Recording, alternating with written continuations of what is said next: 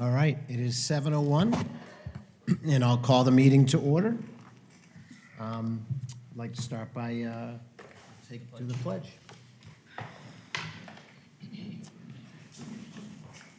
Pledge of allegiance.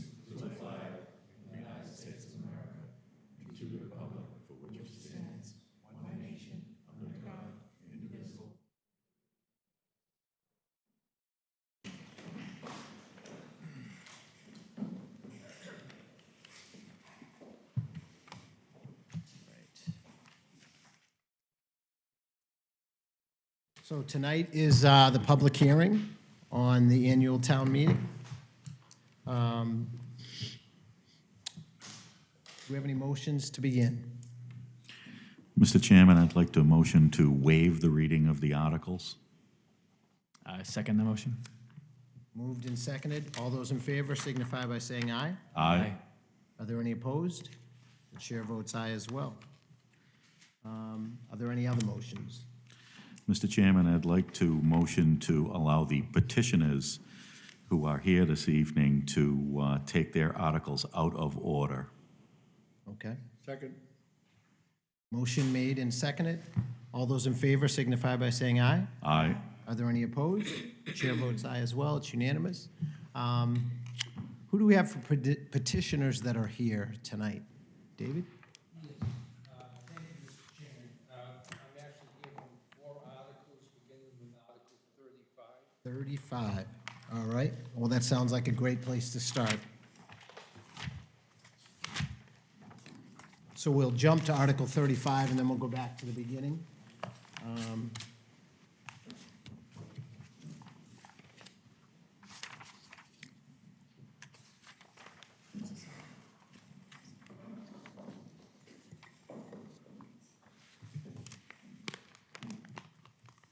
Thank you, Mr. Chairman, members of the board. For the record, David Plunkett. I'll start with Article 35. I have a map on the board to just indicate where this is located, Kittredge Avenue.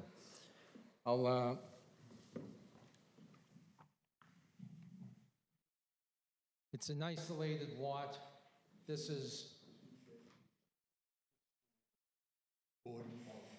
Thank you. Kittredge. The lot is off of Kittredge. The backside is Walmart.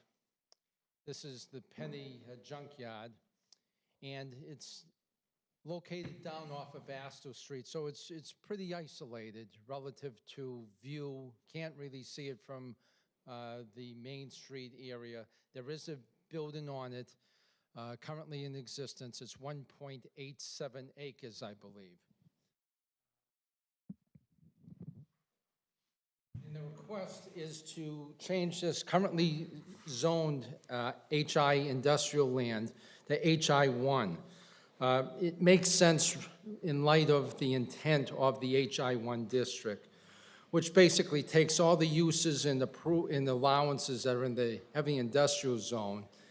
And there are only 3 changes as it currently exists, in that there are 2 uses in the industrial zone that would become not permitted uses of right as it currently exists, but would require a special permit from the board. And it will allow a use that's a no in the HI district, which is the automotive use.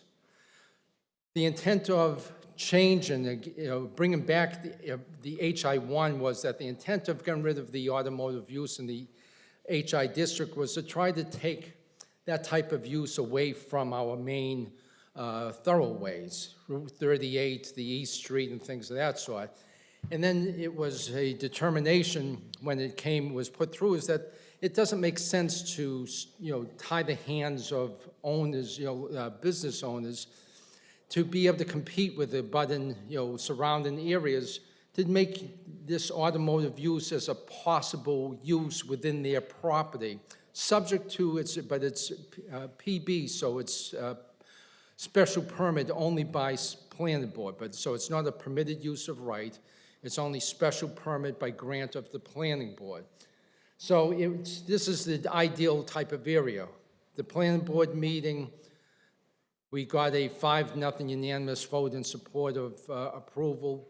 Last night before the selectmen, it was very well received, and they then deferred to the planning board with knowledge of the 5-0 unanimous vote. So you would be looking and asking, the board, the finance committee to support it because it does make sense. It allows competition by our business owners to compete with surrounding areas. It meets the criteria of the HI1 district that it allows this use, allows the expansion of the tax base, keeps it off of our main, Route 38 corridor, our East Street corridor, and again, it makes sense. Okay. Are there any public comments on this article? Are there any comments from the Finance Committee on this article? Mr. Chairman, my only question is, are there any specific uses already being targeted, permits that are being submitted? No, in this particular property, there's nothing, online other than, the ability to have that as a potential use. Again, not a permitted use of right, but only by special permit. So no intended uses already submitted? Nothing right now, no. Okay. Thank you, Mr. Chairman. All right. Any other questions? Is there something coming down the pipeline that is of interest? Like, could you say not right now, and it seems like there should be like a ... Well, not right now in terms of, certainly the allowance would allow that to come down. There's nothing in the works, but there's always, the whole purpose of getting this approval is that there could be, so that they, could entertain that type of use in that, on that parcel. So there is nothing specifically. No one has come forward to the landowner, and he has nothing specific, but it would be something that would, obviously there's a purpose of saying, hey, I have that as an available option, and if someone comes interested in that type of use, then I have the ability to submit an application to the planning board and request a special permit that utilizes that allowance within that HI1 district. Okay. Any other comments or questions? Do we have any motions relative to this article? Mr. Chairman, as there's no clear imminent financial decision to be made, I would motion that we defer to the planning board. Second. Motion made and seconded. Any discussion? All those in favor signify by saying aye. Aye. Are there any opposed? Aye, or nay? Nay? Yep. All right. One opposed? And the chair votes aye as well. So Article 35 has been deferred to the planning board. You have another article that you're here for? Yes, Mr. Chairman, and I would ask if we could consider both Articles 36 and 37 at the same time, as the discussion will be pertinent to the applicant and the specific parcel of land in the town.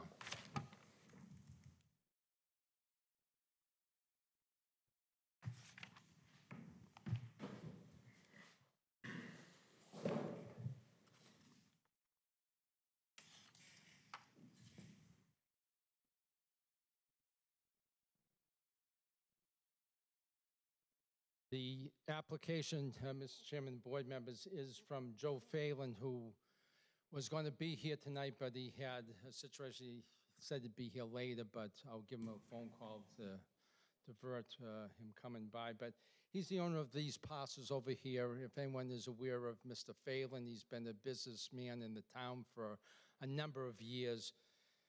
Tremendous reputation, known for being somebody who does what he says he will do and goes above.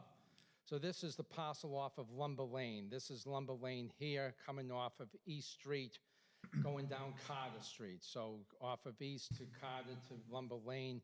This is the skating area. This is the Teamsters building there with trucks. And then this is the Bowley multiple use, heavy industrial area off of the back here. you're really fairly isolated in terms of actually you have a lot of growth in here, and his development is primarily in this area of the lots. The same idea, though.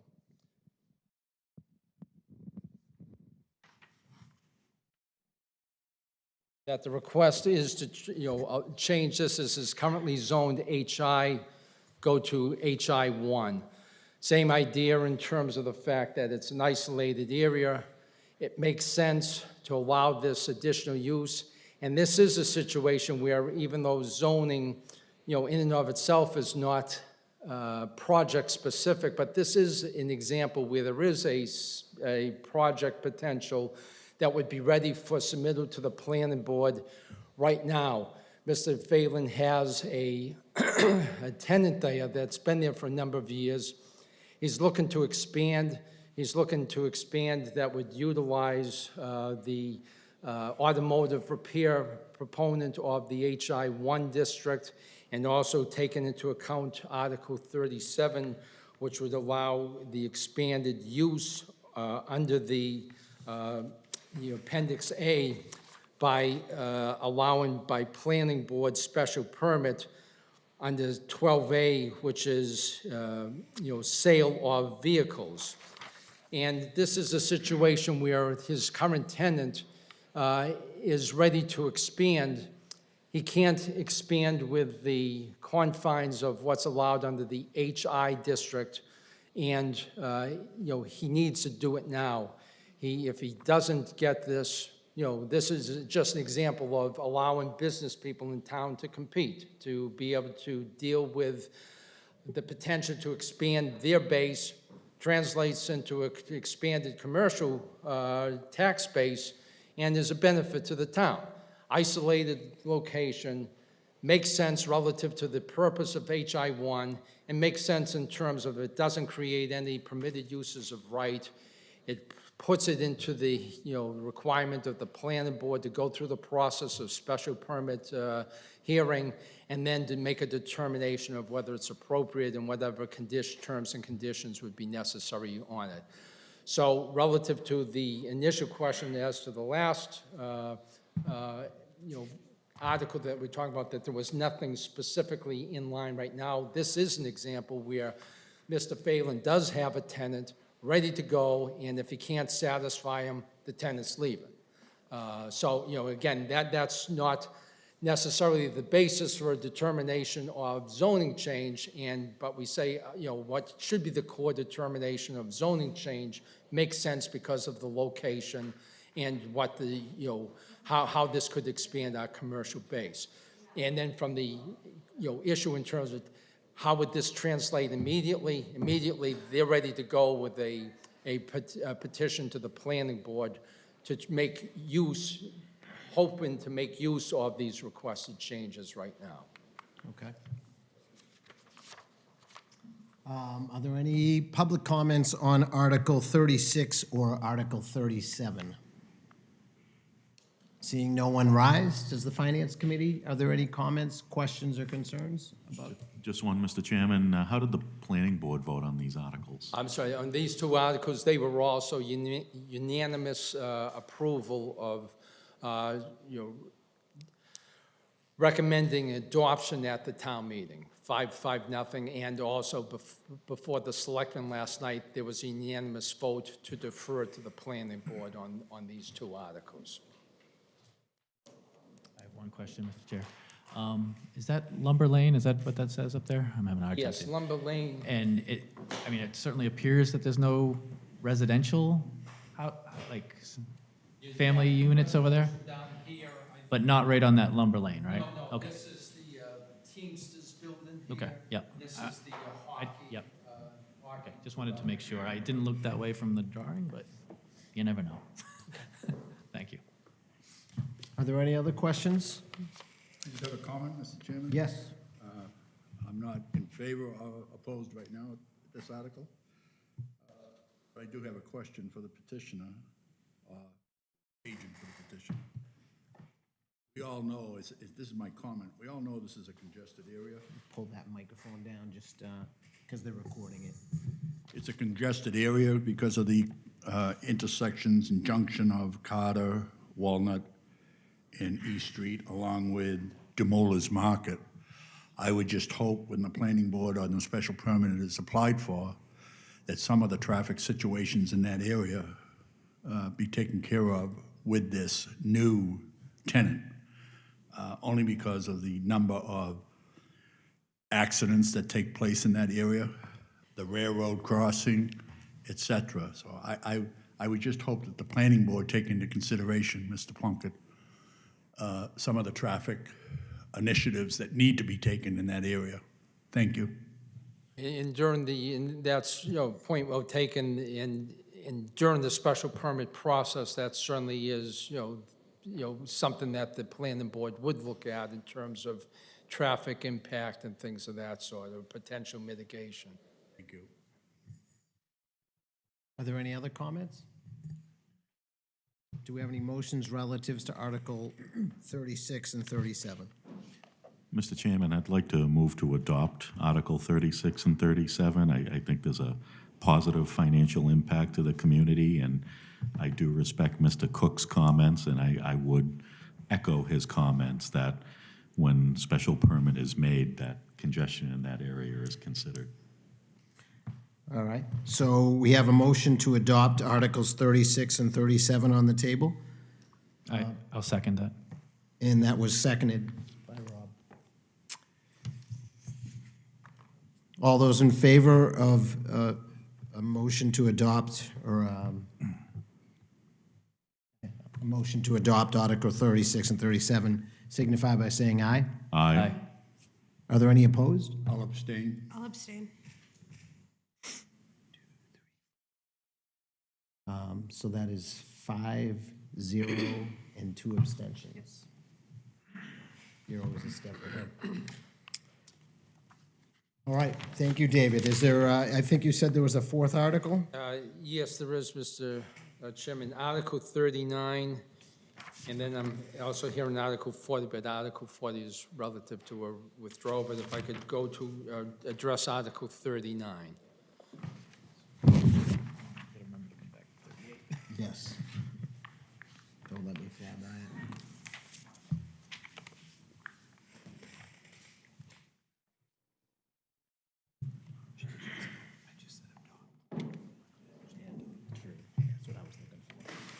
Mr. Chairman, this is a relative to a business that's currently located on Route 38. Here at the table is Mark Rocha, Mark and his father Jose. It's a family-run Tewksbury business that's been in operation for approximately 25 years. Probably very well aware of seeing the American Gutter Company.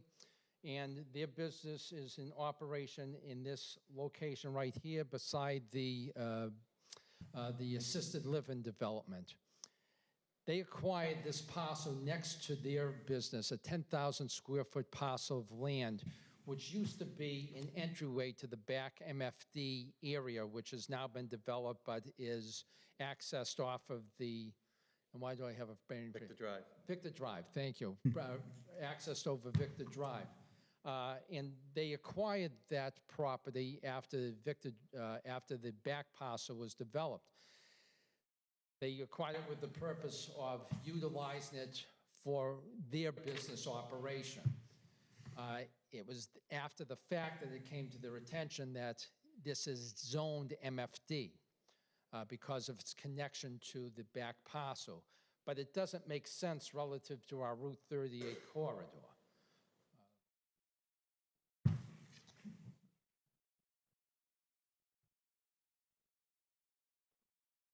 So if you look at the property, basically, the Route 38 corridor is as expected. You have, commercial uses all along. You have the car wash, you have the assisted living, you have the Mahoney's, you have the industrial area beside that. And, the Route 38 corridor is primarily all commercial zoned. And so this is an anomaly relative to the Route 38 corridor, especially where it's surrounded on both sides by commercial uses. And again, it's a common sense resolution of a problem that exists. Again, we have a long-term business, member of our business community. People, when we've been dealing with the town to make certain that we're addressing any issues that are at the site. We had to go to the ZBA for special permits. And there was recognition at the ZBA hearing because of the number of letters that were submitted by other members of our business community talking about the Roaches, how they have been an excellent neighbor, excellent resource. And there's someone, they've been here for 25 years. They want to stay in town. The town should address issues like this to help people that have spent 25 years creating a great business in town. And again, from a zoning aspect, it only makes sense that you don't have this little 10,000 square foot parcel in the middle of our Route 38 commercial corridor. And so that's what the intent is, and that's what the request is, and we ask for your support. Planning board voted 5-0 to recommend adoption, and the selectmen last night voted 5-0 and deferred to the planning board on this issue. Okay, are there any public comments on Article 39? Seeing no one rise, does the Finance Committee have any comments, questions, or concerns on Article 39? Seeing none, are there any motions relative to Article 39? Mr. Chairman, I'd move to adopt Article 39. Second?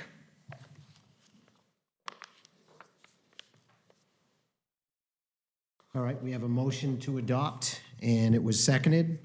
All those in favor signify by saying aye. Aye. Are there any opposed? I'll abstain. We have one abstention. The chair votes aye as well. 6-0-1. Very good with my math, aren't I? I'm impressed. All right, I think that's it for you tonight. Article 40.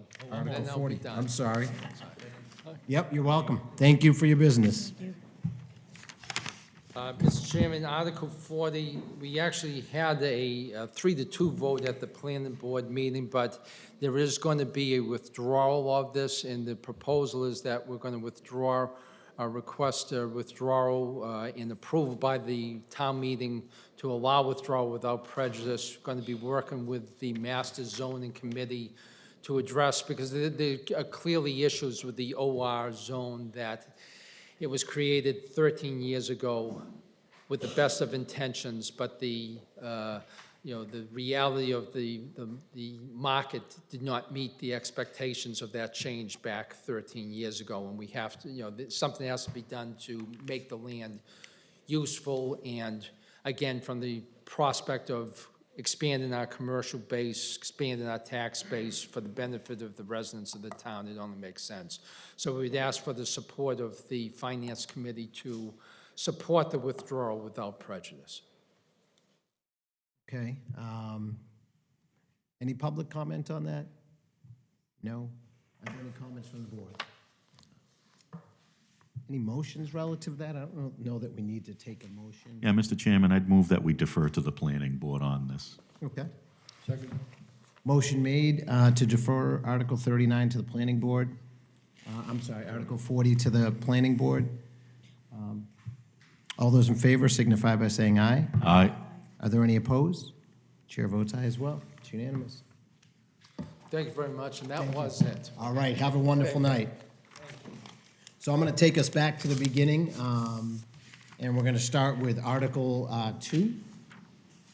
I just want to point out, and I like to point it out at sort of the kickoff of the meeting, I want to thank the Finance Committee. I know that sort of the last 12 or 13 weeks, we've spent reviewing this budget.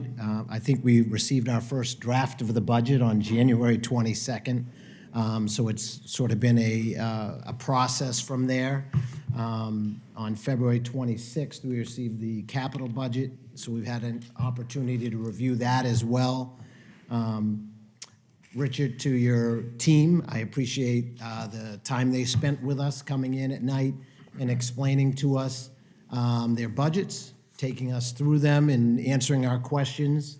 I appreciate all the extra time that you spent dedicated to the budget, because I know that prior to meetings, leading up to meetings, sometimes we have additional information requests and things that we need. We had a few extra meetings this year, as we wanted to have a meeting on the schools. We also had a meeting with Shawshene Tex, new temporary superintendent, which was the night after she got appointed.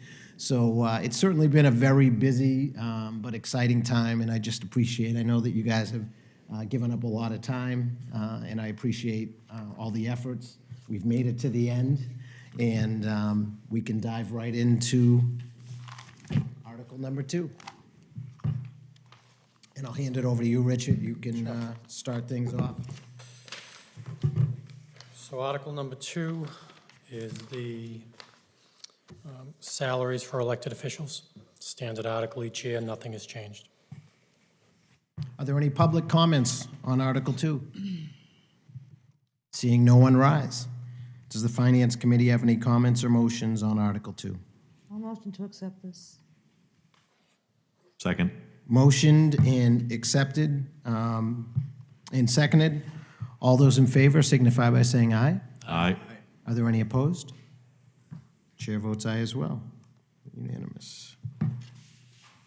Article 3 is another annual article. It's the consent calendar that addresses the acceptance of the annual town report. Allowing, the second article allows for lease purchase agreements for the town manager to enter. The third is the authorization of spending Chapter 90 funds, and Article 3 is, the third article is reauthorizing the revolving funds.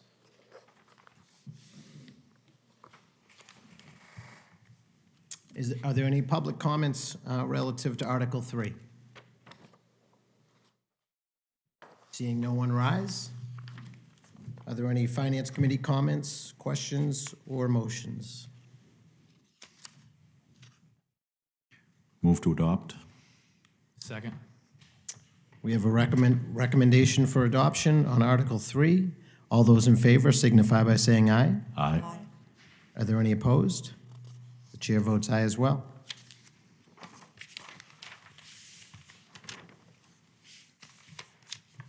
Article 4 is the general fund budget for the town and the school. I know the committee has spent numerous weeks reviewing all the budgets. The recommended budget, as presented at town meeting, will be $112,989,731. It's an increase of $2,006,649 over the previous fiscal year.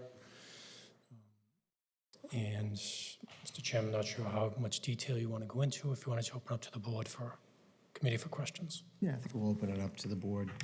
First, I'll open it up to the public. Are there any public comments on Article 4?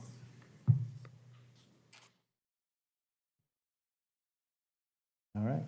Seeing no one rise. What about the Finance Committee? I don't know if, obviously, it's pretty detailed, so there may be a section someone has a question on or a question or concern, but I'll open it up to the Finance Committee.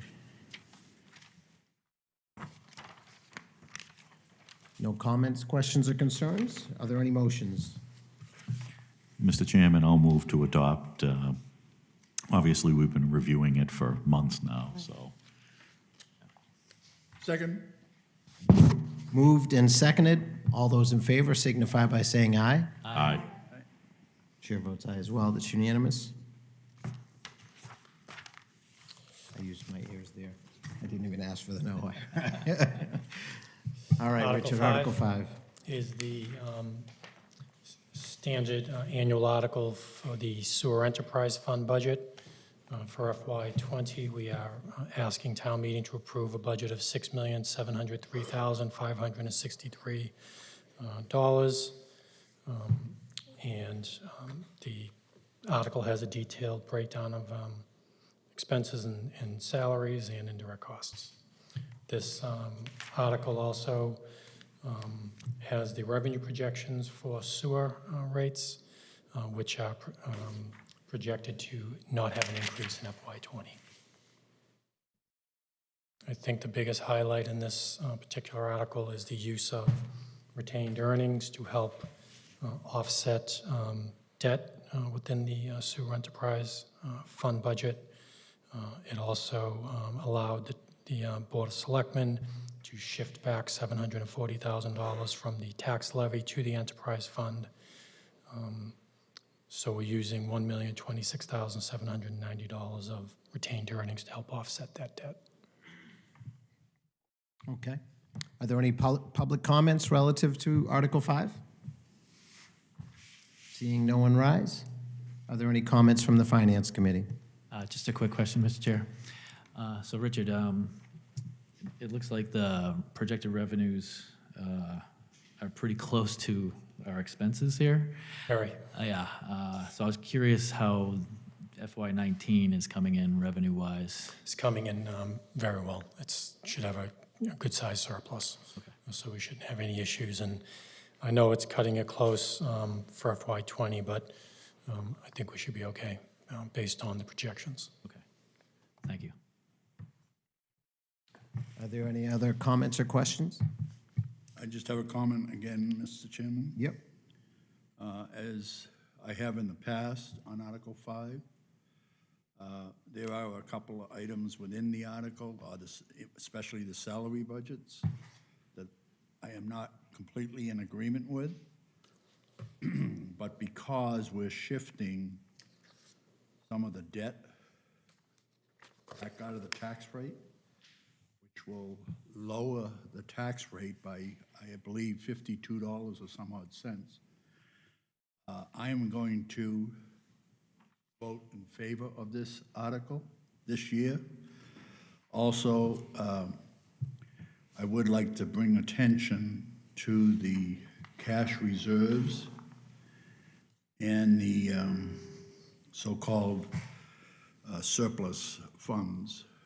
And I know there's some capital planning being performed or being planned relative to the expenditures for the capital planning.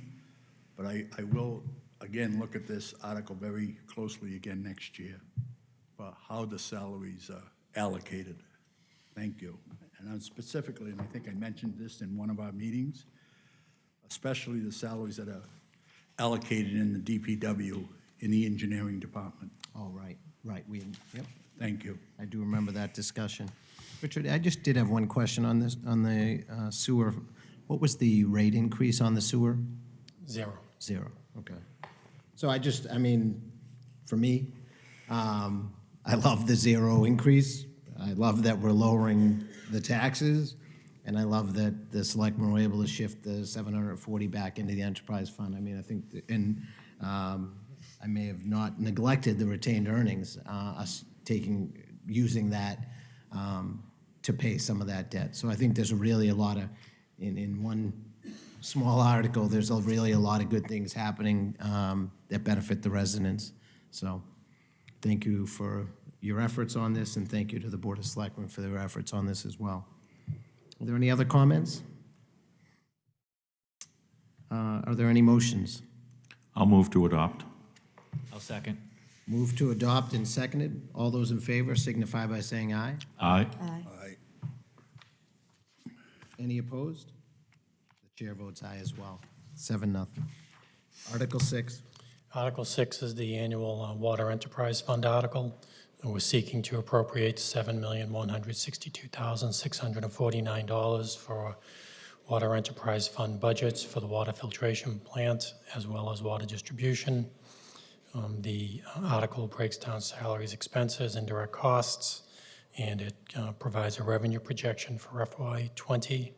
The revenue projection, again, similar to sewer, it has a 0% increase for water rates. It has a larger surplus projected for between revenues and expenditures, and we're comfortable that we'll be able to exceed that amount. All right. Are there any public comments on Article 6? Seeing no one rise, are there any Finance Committee comments?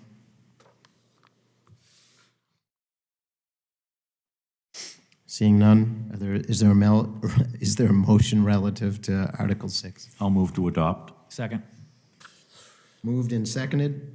All those in favor signify by saying aye. Aye. Are there any opposed? It's another unanimous vote. Article 7 is the annual Cable Television Enterprise Fund article. We're seeking to appropriate $361,319 for salaries and expenses and indirect costs for the telemedia department operations. The funding of this article comes from the cable providers, both Verizon and Comcast, who provide PEG access funds to the town on an annual basis. We project on an annual basis that we'll receive approximately $600,000 from both Comcast and Verizon combined. As you can see from this budget, we're going to spend far less than that for our telemedia department, which leaves us a projected surplus of approximately $238,681, which, if that remains, will just flow to retained earnings that will stay with the enterprise fund. Okay. Are there any public comments relative to Article 7? Seeing no one rise, are there any Finance Committee comments or questions? Just one comment, Mr. Chairman. Yep. I noticed on the draft of the handout that's going to be given at town meeting that the retained earnings is $1,200,094, and we're raising another $600,000 with this article through expenditure of the enterprise, putting money into the enterprise from cable fees. So my question is through you, Mr. Chairman, to the town manager. If the $1.2 million is available on May 2019, will the surplus that you just talked about be added to that? It will be. And So what will be the total retained earnings if the, with your estimated surplus? it'll be 1.4 million, a little over $1.4 million at the end of 2020. With no commitment for those funds? No, and it's a difficult one for us because the funds that come from the franchise fees from the providers has to go to this account. So it's not as if we have another opportunity to use it somewhere else. Do we have a capital plan for the cable enterprise? It's, yeah, it's not, it'll get more in-depth as they go along, but right now, they're working on the studio at the high school currently with funds that they have. They're working on improvements to town hall, cable, television access. And after July 1, this budget that we have appropriated, not the retained earnings, Tom, that you're speaking about, will address upgrades to the auditorium at the high school to allow for live broadcasts or other broadcasts from the auditorium that they currently can't do. So they're slowly working their way through. I think they'll improve upon their mobile capabilities to go to off-site events such as sporting events, town events, and I'm sure they'll come forward with other equipment needs as time goes on. Remember, this department didn't form until November of 2018, so it hasn't even been in place a year. So I don't think they'll spend close to those retained earnings, but I think you'll see more capital improvements come forward. I should hope so. Yeah, I think they will. And I A lot think, of money to hold in a retained earnings account. right, no doubt. And a lot of that is because for the last couple of years, we had no department. So the money just flowed to retained earnings. Now that they have a department, once they get to high school in a position where they can broadcast and tape from there, different shows, once they get the town hall to a point that they feel comfortable with, my hope is they move out to other town buildings, other schools, the library, the senior center, and make sure those are set up for live broadcasts as they need it. So it'll just take time. The good thing is the staffing seems to be at a point that they're comfortable with, so a lot of the attention will be put into capital. Thank you, Town Manager. Mr. Chairman, just one comment. I I think this is a budget again, and something that we have to monitor very closely with regard to retained earnings and how much money is sitting in a separate account that possibly we could use in other areas, but I'm not sure what the legislation or the statutes apply to with regard to transferring money out of an enterprise system back into the general fund to help defer some of our other deficiencies. Right. And maybe the town manager can answer that question tonight or some future time. Yeah, I can look into that further. I know that based on everything we've read and everything I know from talking to the attorneys that have helped us with cable television negotiations, the funds really have to be used for cable television purposes. So, but to Tom's point, if we are renovating a building and we need to do any type of upgrades for infrastructure, for wiring and things like that, we could probably use some of these funds to go towards that, which will help defray the cost. The one thing I think we've talked about at previous meetings, and I know we've talked about at the Board of Selectmen's meetings, and it was actually mentioned at town meeting, I believe the revenue from both Verizon and Comcast are going to start to be less than what we've seen in the past. I think there are less people subscribing to cable. I believe that's going to impact the gross revenues that they receive, which impacts the amount of money we receive. So I think the 600 that we currently take in is going to start to decrease. Another factor in the decrease in cable revenues is going to be, right now, Verizon provides us 5% of their gross revenues, and Comcast provides us 3.5% of their gross revenues under their new contract. I think when we negotiate the new contract with Verizon over the next year, year and a half, we're going to have to really consider reducing their gross revenue from 5 to 3.5, because that is passed through to the subscribers. That is not something they gift to us above and beyond, because of the goodness of their heart. They take that, they transfer it right through to the subscribers. You see it on your bill. So there's a fairness issue whether the Verizon customers should pay that additional 1.5% compared to Comcast. So if that does get reduced, that impacts this revenue. So we just need to, as Tom said, we need to really watch this budget as we go forward. My concern is that the revenue is going to start to decrease, and we may need those retained earnings more as we go further into the future. Thank you, Mr. Chairman. You're welcome. Any other comments and questions? I echo, I would agree, Tom, that it's one that we need to watch. I think it's okay to build it up a little bit now in the beginning while we try and figure out what the department's going to do and how they're going to do it. But it just can't become, we just can't keep socking money away without a plan. So, but so far, the early returns in their short 6 months, I think they've started to provide some really neat programming, and they have some good ideas. So I'm excited for what's going to come. So, any other comments on Article 7? Any motions relative to Article 7? I'll move to adopt. Second. Moved and seconded. All those in favor signify by saying aye. Aye. Are there any opposed? Chair votes aye as well. Article 8. Article 8, Mr. Chairman, is to authorize the borrowing of $98,503,724 for the new elementary school that will replace the Trahan and North Street elementary schools. This is a project that has been worked on for well over a year. We have the chairman of the Elementary School Building Committee, Dennis Francis, here tonight, as well as the vice chair of this Elementary School Building Committee, Anne Marie Stronach, here with us tonight. Tom Cook is on the committee as well as myself.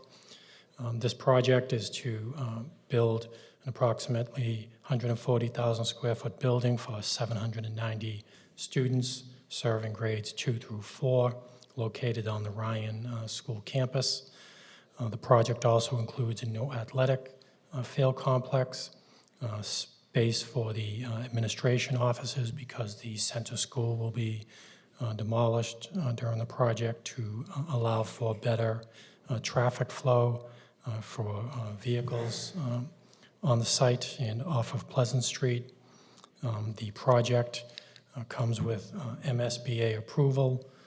The project will receive approximately $32.9 $7 million in funding from the MSBA to go towards the project, leaving the town approximately $65.7 million to fund the project through the town tax base. If the town borrowed $65.7 million over 20 years at an interest rate of 4.25% under the current values that we have in town, the average tax impact to the residents would be $445.46 to the average home, which is valued at $404,963. This project has had many community outreach meetings. The chairman, Dennis Francis, and the consultants have done a great job educating the public on the project. As you know, it passed a debt exclusion question at the most recent local election by well over 60% of the vote. And the next and final step for the project is having this authorization approved by 2/3 vote at town meeting. All right, are there any public comments on Article 8? Please. And we know who you are, but if you could state your name and address for the record, that would be fantastic. Kevin Donnelly, 8 Westland Drive.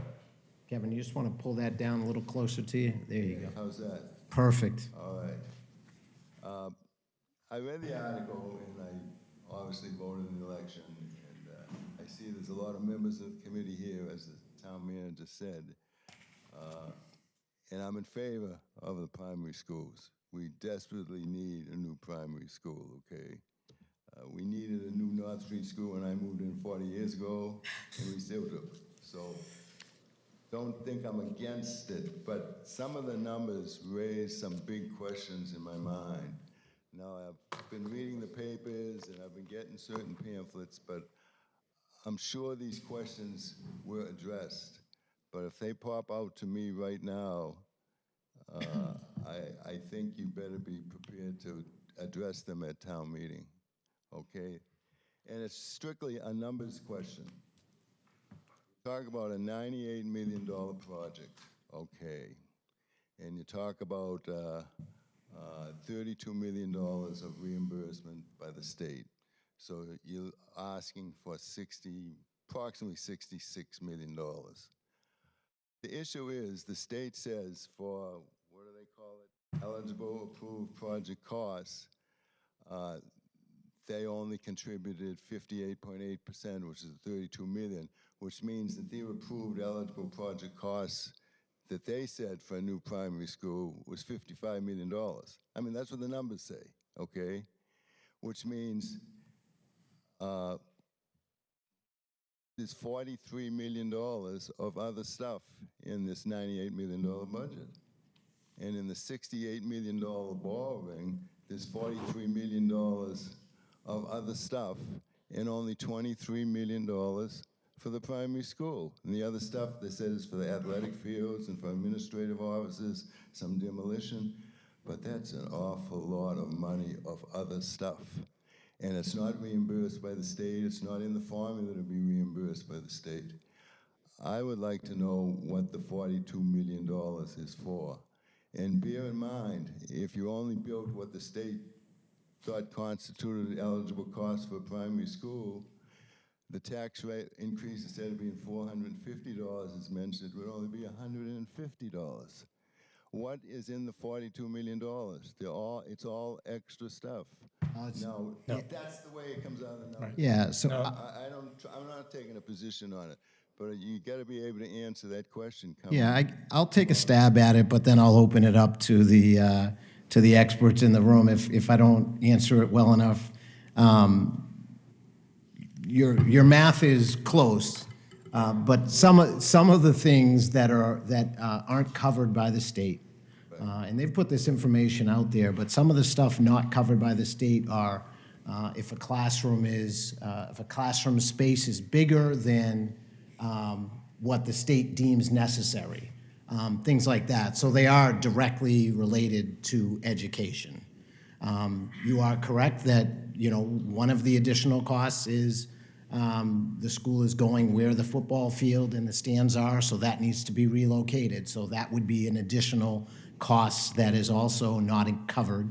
And then the other big item, I guess, would be the administrative offices, which are being, the school's being demolished, and they're moving those into that. So, yes, those are additional costs. I'll give Scott Wilson's, or finance, from my point of view, from the finance committee, I think that they're valuable additions to the school. I think they're necessary. To me, they don't seem exorbitant. But I'll open it up to the committee if you guys have any additional comments or any additional comments on the question. Just the magnitude of the number. It's about $42 million. If I may, Mr. Chairman. 23 million is to build the school that, yes, that the state said we're willing to fund 60% of, okay? So the 40% is the 23 million. But then there's 42 million of stuff that we put in that the state says, I'm not having any part of that, right? And they can do that, I understand. They can, yeah. But if it was 10 million, I'd say, fine. The state would have you standing all day. Wouldn't you? We wish we could get all those things for 10 million, but unfortunately. 42 million is a lot of money. Richard, do you have any additional information Just, that I missed? There's a pretty detailed budget that MSBA puts together, and Kevin, I can send that to you to look at, and I can give you a general breakdown of, it gives you an idea of what's eligible and what's ineligible. But it's not accurate to say that the remaining 42 million, if it's that number, is all non-educational. A lot of it is educational and integral to the school building project from a design standpoint and construction standpoint. It's just that MSBA is only going to fund 58.7% of the eligible costs. And Eligible cost, 53 million, yeah, it's 53 million, but then on top of that, there's site work that most of that is ineligible. The state will only reimburse, I believe, up to 8% of site work. And Dennis, correct me if I'm wrong.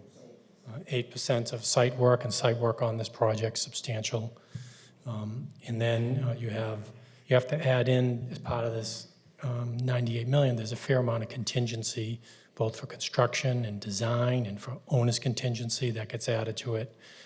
So these numbers, and I agree, the magnitude is great, but that 42 million that you referenced wasn't add-ons by the committee by any means. They were integral to the design and the project scope for the elementary school. Now, the athletic field, the demolition of the center school, and the new administration offices are approximately $16 million. That are, you would say, are ineligible costs that are separate from the education component of the school project, but integral to the project itself, because we're building a school on the football field or the athletic field, and you need to build a new one. We're taking down the center school where the administration offices are housed. We need to replace those offices. And the center school needs to come down because that's important to the traffic flow and the bus routes that occur every day during the school year. So I think, Dennis, if we look at the project budget in more detail, I think you'll see that the 42 million is really important to the education components and weren't just add-ons, so to speak. Yeah, I don't mean by saying add-ons that they're unnecessary. I just meant that they weren't part of the number that the state building association approved. And it's an awful big number that they didn't approve. If it was 10 or 12 or 14 million, yeah, it's always going to be things that we have to do that the state isn't going to pay for, or get involved in the formula to pay for. That's a big number, and it's such an tax rate. I remember the high school. I know that was 10 years ago, but this is huge. Well, reimbursement, I didn't realize how huge it is. I mean, reimbursement was different when the high school was built one, but, I understand. right? And it's, 10 years ago, too. right, it's continued to go down, but yeah. But we were, I remember being surprised at that time that the number of things that weren't included as reimbursable. And so it's sort of part of the process. And just one last thing, Mr. Chair, Yep. before we turn it over to the Vice Chair and Chair. I think it's important to note, again, the magnitude, yes, is large, but we're addressing 2 school buildings with this project. And we're addressing an athletic complex that's in need of being replaced. And we're addressing administrative offices also. So really, it's 4 projects that are needed in this community into this one project. So it's just, it needs to be, that's an important note. Kevin, do you have any other questions on it? No, and by the way, I just bring this up so you'll be ready for town meeting. I'm not gonna bring it up. No, I think it's great. No, it's well taken. It jumps right out of that page. They say, what is that for? For a football stadium? That seems insane. I figured no one would ask a single question, it would just fly through. It will. I hope it does. I mean, we desperately need the schools, and I know there are other costs, but it just seems like an awful lot of money. No, it's a big one. I'm gonna ask you. Okay. It is a big one. Dennis or Anne Marie, do you guys have any other comments you want to add? Yeah, I just want to say a couple words. Thank you, Kevin. In terms of what Richard also mentioned is when we looked at this project and we looked at the site, obviously, we initially looked at maybe putting the school on the other side where the new athletic complex is going, but for a variety of reasons, considering water, considering the neighbors and everything else, that just didn't work out, so that's why we had to put it on the other side.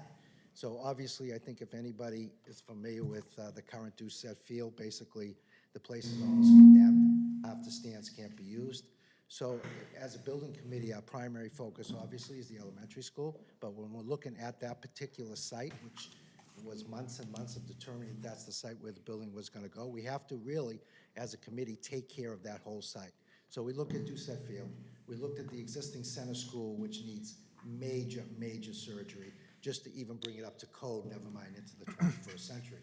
So as a committee, and our architect and our OPM, when we started looking at things, what is the best possible thing we can do for the site? And also, if anybody in this room is familiar with the traffic at the Ryan School right now, it's a nightmare. Cars back up onto Pleasant Street all the time.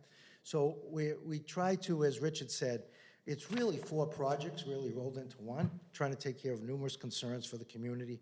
So yes, our primary concern as a building committee is the elementary school building project, but also as for the community is what can we do to make the community better.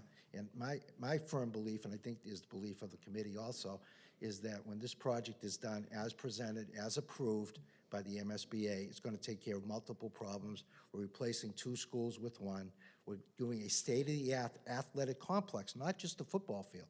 It's an athletic complex that could be used by our 2 new, by the existing Ryan School and by a new elementary school, and all our athletes in this town, and also the center school, which will be taking down, and as we've talked with the police and the fire, it opens up that site for security reasons. It also makes the campus look like it should be, as opposed to currently when you drive down Pleasant Street and look at the center school, it's not the most appealing building in the town of Tewksbury.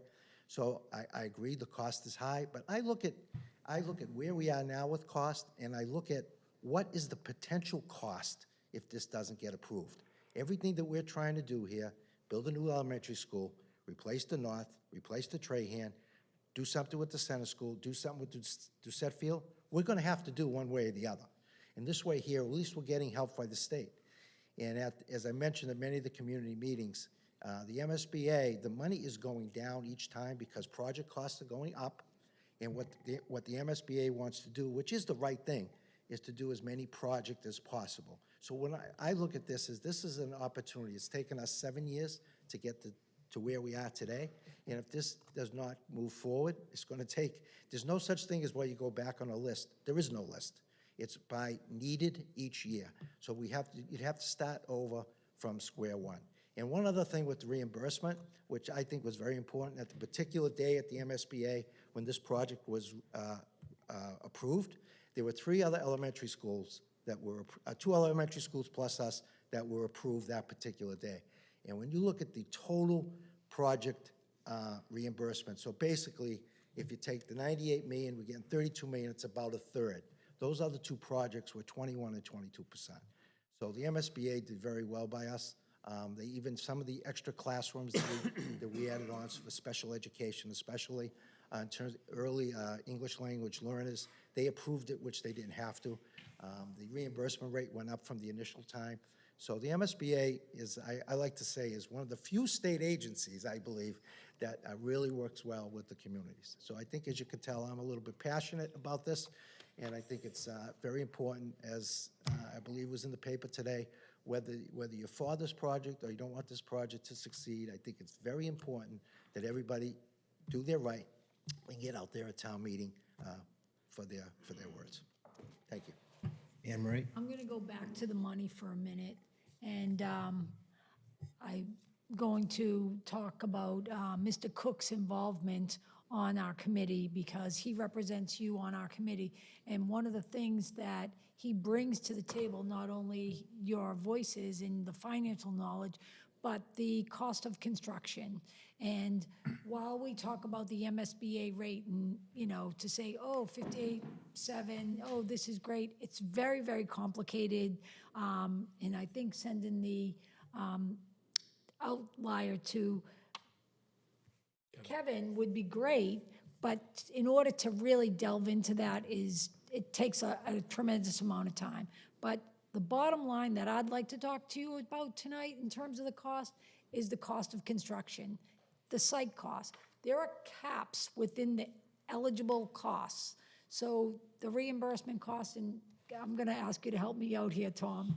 The reimbursable cost for site is 8%.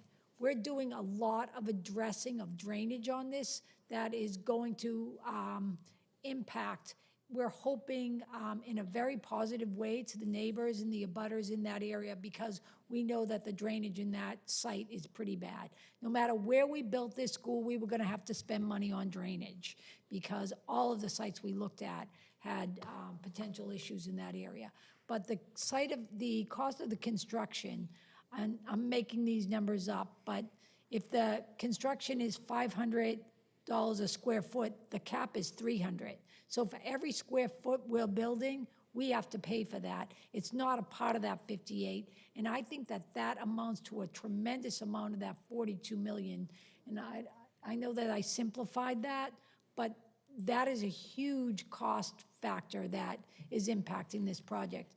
And to Dennis and Mr. Montori's points, we're actually building 2 1/4 schools, because we're taking the 2nd, the 3rd, and the 4th. So we're addressing those 2 other schools that are becoming overcrowded in terms of doing, and giving them some relief in being able to do a better educational process for those students as well. So I think that we're actually impacting all of our elementary schools by taking that 25% out of the other 2 schools. And lastly, I would just like to say that when we're thinking about this project, and I think it's been mentioned that the reimbursements have been going down, if we think about where we were for reimbursements when the Ryan School project was done, I think that was at 76, and then we went to the Win, and it's been going down. So the longer we put these types of projects off, similar to what happened with our sewer, those funds, grant funds, evaporate. So, you know, we are in a good position, and if you want to elaborate on the construction cost, because I just made it simple. Mr. Chairman, can I just add one thing to Mr. Strong's comment? You certainly One thing may. I think that's very important, and I know we talk about this in the building committee, I know Tom's thing, but that cost of $98 million, that's the maximum cost. Our goal as a building committee is where there's areas that we can save money within the scope of the project, we will look at that. So our goal, very similar to what we did at the high school, came in on time and actually under budget. Yeah. So when we look at that 98 million, that's the max number. Our goal is to get that number down as we're looking. And that's one of the reasons why we're bringing a construction manager on at risk early on in the project, to take a look at some of the things like, you know, maybe we can buy some of the steel earlier to save some cost. So as a building committee, especially with Tom's guidance, is we are looking at every possible way to try to save money on that for the tax people. And so I just wanted to mention that. Thank you. All right, thank you. Are there any other public comments?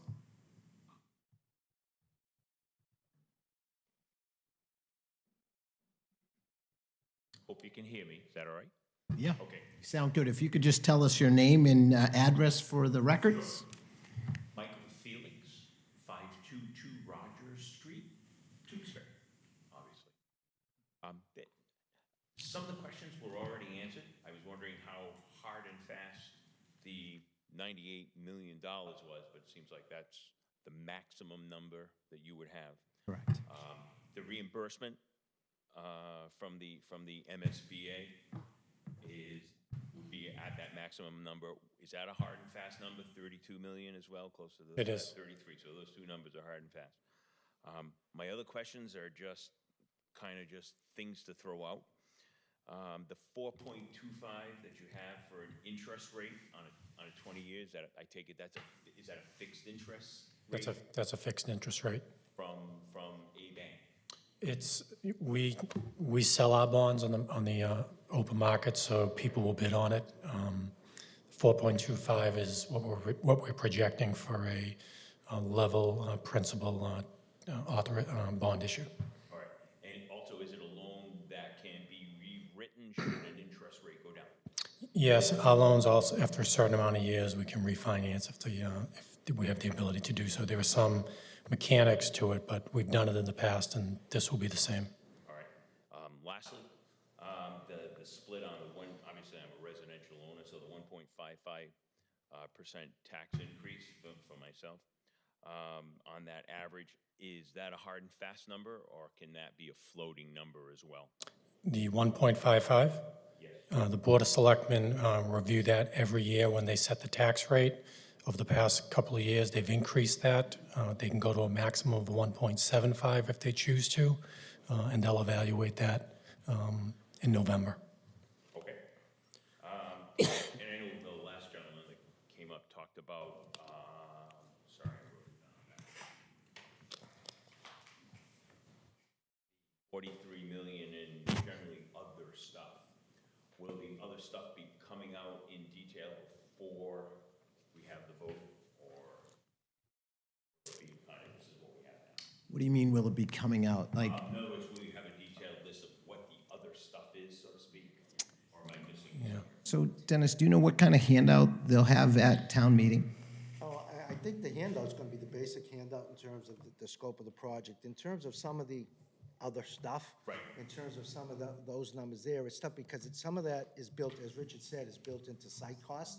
Right. And everything, so some of the additional items that we've put into the school, I can talk to our architect and to our OPM and see if we can break that down. Some of those numbers, unless you get into the actual sheet from the MSBA, I think could end up confusing more people than actually helping people. But there's something, if we can come up with something that's going to be beneficial to the voters that night, Well, informative, I guess. is Yes, what I- informative. I don't- Informative. would be right, what because I'd like. one of the things I don't want to do is try to confuse them, Right. confuse the voters that night. But if we can come up with something that's going to be more informative, absolutely we will. Okay. All I'm looking for is, like I said, I appreciate this. This was very helpful as far as when you had the vote, that we just did, and it was kind of yes or no to move forward. And I said, well, what's in it? And I said, well, I don't know what's in it, So that's why this is helpful for the next one coming up, where you're able to say, okay, I know what I'm getting into, so I can have an informed vote. I appreciate it. No, I appreciate you coming out and asking questions. Mr. Chairman? Yes. I would just like to say that there is on our school website and then also on the town website, the Elementary Building Committee has a website, and that document that we're referring to is on that website. Okay. So And in that case breaks it somebody- down. Well, yeah, I mean, it's pretty detailed. So you can get, through the town website and also the school website, you can, there's a breakdown that breaks down some of the costs at a greater level of detail. Is your presentation on there as well? Oh, great idea. All right, are there any other public comments on Article 8? Are there any comments from the Finance Committee? Yeah, I have one question. Sorry, did I step on you? No, go ahead, Bob. Sorry. It's all right, we'll get Tom. So, Richard, you mentioned in your handout what the tax impact would be. That's just for the first year, right, of the 20-year? Correct. It's a declining debt, so It's a- that'll reduce. Yeah, so admittedly, I didn't read your whole thing here. But does it, What do you mean? does it say that it's declining? Because it could Does be, not. it does? It does. Okay, thank you. On one of the Excel spreadsheets that we got during the process, one of them Yeah, does but I mean, detail out. the handouts, Probably something that would be really helpful for people That to would, like honestly, that would process. be, I'm just gonna make a quick Yeah. note of that. but my question is it on the handout? I can do that. I can add Just something. because that would be helpful. great idea. So it's not whatever it says, 400 and some odd Yep. every year for 20 years. And then they're like, how much is that over 20 years that I've paid extra? Right, Like, seeing that number decrease will mean something to people. That's the, Mr. Chairman, thank you, Rob, for that question. I also want to thank the previous gentleman that spoke, because it sounds to me, he took the politics out of it and addressed the finance part of it, the 1.55 split, so I applaud Felix, those comments. But as an ESBC Building Committee member, and I heard Vice Chair Mrs. Stronach and the Chair, Mr. Francis. First of all, Mr. Chairman, the town voted on April 2nd. The vote was better than 2-1 in favor of building an elementary school. The project cost, in my opinion, is right now elementary, not to bring the pun of the elementary school into the project. Love a good pun, Tom. But first of all, there are 1,333 children in our elementary schools in town. We're addressing, the building committee and the town are going to be addressing grades 2 through 4 on a consolidation, which basically puts 2 schools basically shuttered, okay, based on the population. But there are still 2 other schools in this town that are going to be populated by pre-kindergarten, kindergarten, first grade, and full-day programs. Those 2 schools, if you read the reports on those schools with regard to code violations, necessary upgrades, they are there. That we are, as a town, going to have to address them. That was the purpose of my memo to this Finance Committee with regard to capital planning and where we're going to be in 5 to 10 years. The only chagrin that I have about this project, and there's a couple of other annoying factors regarding construction costs, but those will be addressed, I believe, in my comments to the Elementary School Building Committee through the chair of that committee. There are items within that construction budget that I believe need to be addressed. Primarily not within the envelope, as I said in the past, of the building, but in the exterior, the site, etc. Whether it be traffic, whether it be access, whether it be storm water management, whether it be the materials and methods that we use to accomplish that. There are a lot of areas, hopefully, as the chairman of the building committee spoke earlier, that we will be able to address those with the construction manager. But I would like to say, I don't want anyone to think that we have forgotten, at least I have not forgotten, the other 2 schools that are not up to par. They're going to have to be addressed at some point. You got to remember the age of those children. They're pre-kindergarten, kindergarten, and first grade. There are reports on those schools as well regarding access, handicap access, hazardous materials, fire alarm systems, sprinkler systems, etc.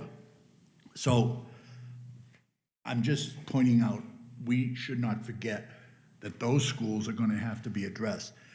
That is one of my purposes of trying to reduce this project budget, as outlined in Article 8, is to try to bring some of that money back so that we have in the future, whether it be 3 or 5 years, after we filed a needed plan with the MSBA, in some respects to the chairman of the ESPC, yes, construction costs are going up, material costs are going up, but when you build a new facility, the labor to material is 2 to 1. The labor costs are higher than material costs. So that's what I'm trying to achieve when we talk about construction costs per square foot. I'm trying to lower that money, that cost, with regard to means and methods from my ability that I have in my career, and hopefully explain that to the elementary school building committee, that we need to at least address through the construction manager that we're presently shortlisting now, some of those queries that I have. I do have a list of questions. I won't bore you with them now, but as far as this Article 8 is concerned, I believe it's necessary to fund. Whether I agree with the budget, I'm still on the fence, Mr. Chairman. But there are areas that need to be looked at within the school system and within the town. And when I see, I'll use Mr. Donnelly's comment, other stuff, the other stuff is necessary or is not necessary.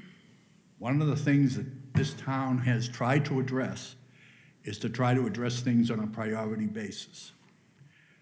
I will remind this finance committee that we have a situation down at the DPW garage that is unsafe for our workers. OSHA can come in and issue us some serious fines for the working conditions that we're working under in the mechanics area.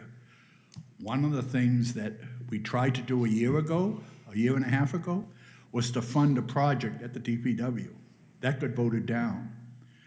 I'm wondering now if our priorities are in the right place by addressing a small portion of our population with regard to athletics and the stormwater management that has to be addressed with that, as to what our priorities should be at the DPW when we're looking at safety problems and we're looking at a project down the road of maybe $7 million to $10 million in a short period. So my purpose as the finance committee member on that elementary school building committee is to at least bring attention to other needs and not just focus on one school project 2 through 4 and an athletic complex project, when we can also, what we also should be looking at from the educational point of view, the other 2 schools. Now, I will tell you what MSBA does. MSBA looks at renovation projects. They look at renovation projects more favorably than new construction projects. So if anything that the MSBA is doing on today's date is they're changing policy down there at Water Street.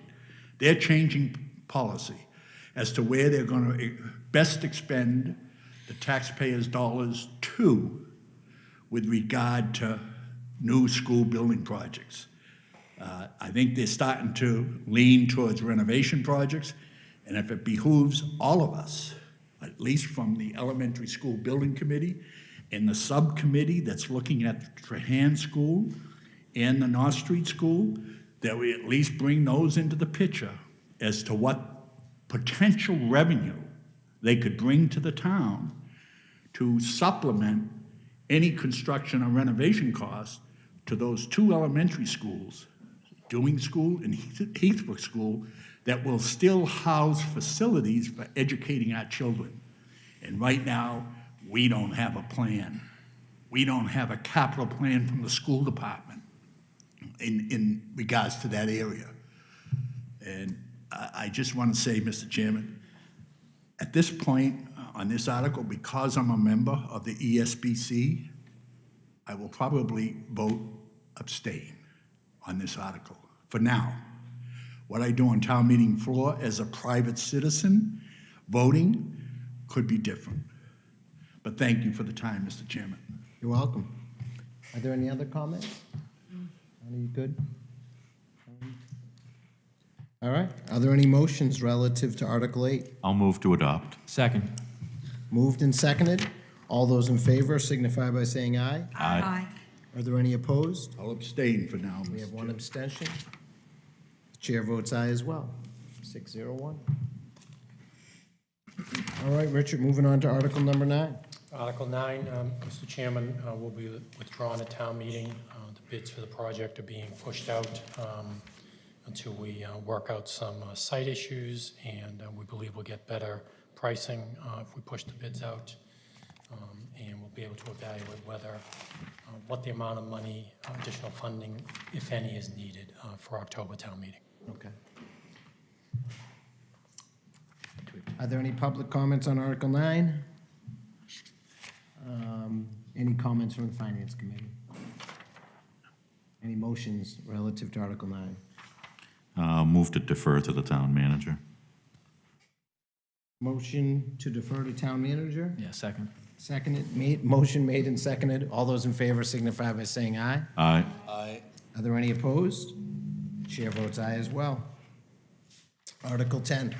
Article 10, if you look at the handout on the first page, will be amended at town meeting. The amendment that will be brought forward will take out the new rescue truck for the fire department, $95,000. So the article, as amended, will seek to transfer $1,264,416 from the stabilization fund to fund the list of projects that are in the article. Mr. Chairman, the handout has descriptions or explanations on each of the articles. I'm not sure if you want me to go through each one or just open it up to questions.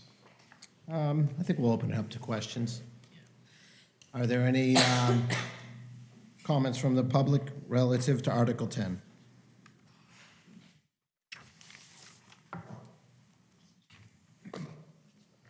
Seeing no one rise, are there any comments or questions from the Finance Committee? Yeah, I have a question. Oh, go ahead. Sorry. Why are we taking out the 95,000? Why are we taking out that new rescue truck? As the chief has gone through reviewing specifications and costs, I'm probably going to need more than the $95,000, so we'll bring that forward at a To take future it out? town meeting. Okay, all right. And I'm not sure if this is part of this article. I don't think it really is, but it kind of goes along with the DPW vein. How does the Pinnacle culvert failure factor into any of this?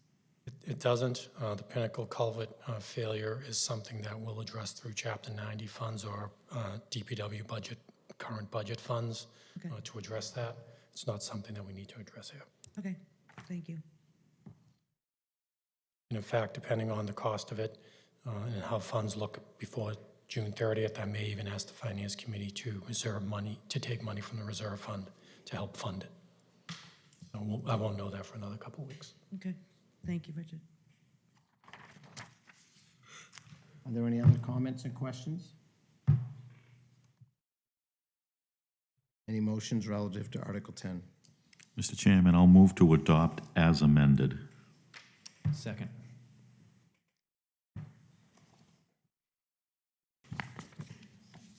Article 10 has been moved to adopt as amended. All those in favor signify by saying aye. Aye. Are there any opposed? The chair votes aye as well. Article 11. Article 11, Mr. Chairman, is a transfer of $2,120,000 from water enterprise retained earnings for the two items listed in the article. The first is 50% cost of a Ford Transit cargo van for use by the meter reader for water and sewer. The other 50% will come from sewer retained earnings. And then $2.1 million will be used for water main replacement, specifically along Main Street and Andover Street. The water mains are undersized and are made of a concrete-like material and need to be replaced with ductile iron. So this is the first of a substantial amount of money at this town meeting that we're going to put towards water distribution projects. Are there any public comments on Article 11? Seeing no one rise, Are there any comments from the Finance Committee? Any motions on Article 11? Move to adopt. Second. There's a motion to adopt Article 11. All those in favor signify by saying aye. Aye. Are there any opposed? Chair votes aye as well. It's unanimous. Article 12. Article 12, Mr. Chairman, is a borrowing article to seek authorization to borrow $2 million, again, for water distribution projects, the replacement of water mains. The $2 million, the borrowing of the $2 million has been factored into the water rates for FY '20 and beyond. This is the first of a series of borrowings that we'll do over the next 5 to 10 years for improvements to our water distribution system. The plan over the next 10 years that's been factored into our rate projections is to borrow $2 million a year to address water distribution improvements. This $2 million will address water main replacement in West Tewksbury on Woburn Street, Park Street, Elm Street, Highland Ave, and Greenwood Ave. North Billerica Road, and in the south of Tewksbury will address water main replacement, South Street from McLaren Road to Brown Street. Any funds remaining will go towards other water distribution projects that are in our 5-year plan. Are there any public comments on Article 12? Seeing no one rise, are there any comments from the Finance Committee? Any motions? I'll move to adopt. Second. We have a motion to move to adopt Article 12. All those in favor signify by saying aye. Aye. Are there any opposed? Chair votes aye as well. Article 13. Article 13 seeks to gain approval to transfer $20,000 from Sewer Enterprise Fund retained earnings for the other 50% cost of the Ford cargo van for the meter reader. Again, this is a project, a vehicle that will be shared between water and sewer. And I just want to note that in the handout for town meeting and the one that's been handed out tonight, there are balances of retained earnings for water and sewer for all our stabilization funds. So it gives people an idea of how much is in those accounts, how much we're spending, and what the ending balance will be.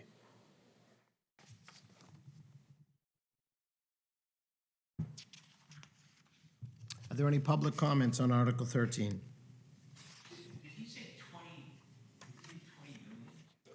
20,000. $20,000. Yeah.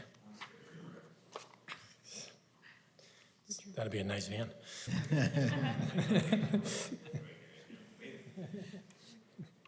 And this, so this is to take 20,000 out of sewer retained earnings for that capital equipment. Are there any comments from the Finance Committee? Any motions? I'll move to adopt. I'll second. Moved and seconded. All those in favor of supporting Article 13 signify by saying aye. Aye. Are there any opposed? Chair votes aye as well. Article 14. Article 13 is an article we've had on town meeting for the last few years. It's utilizing a bond premium from a 2016 bond refinancing. The amount that we're using this year is $60,591.08 to reduce our town exempt debt principal.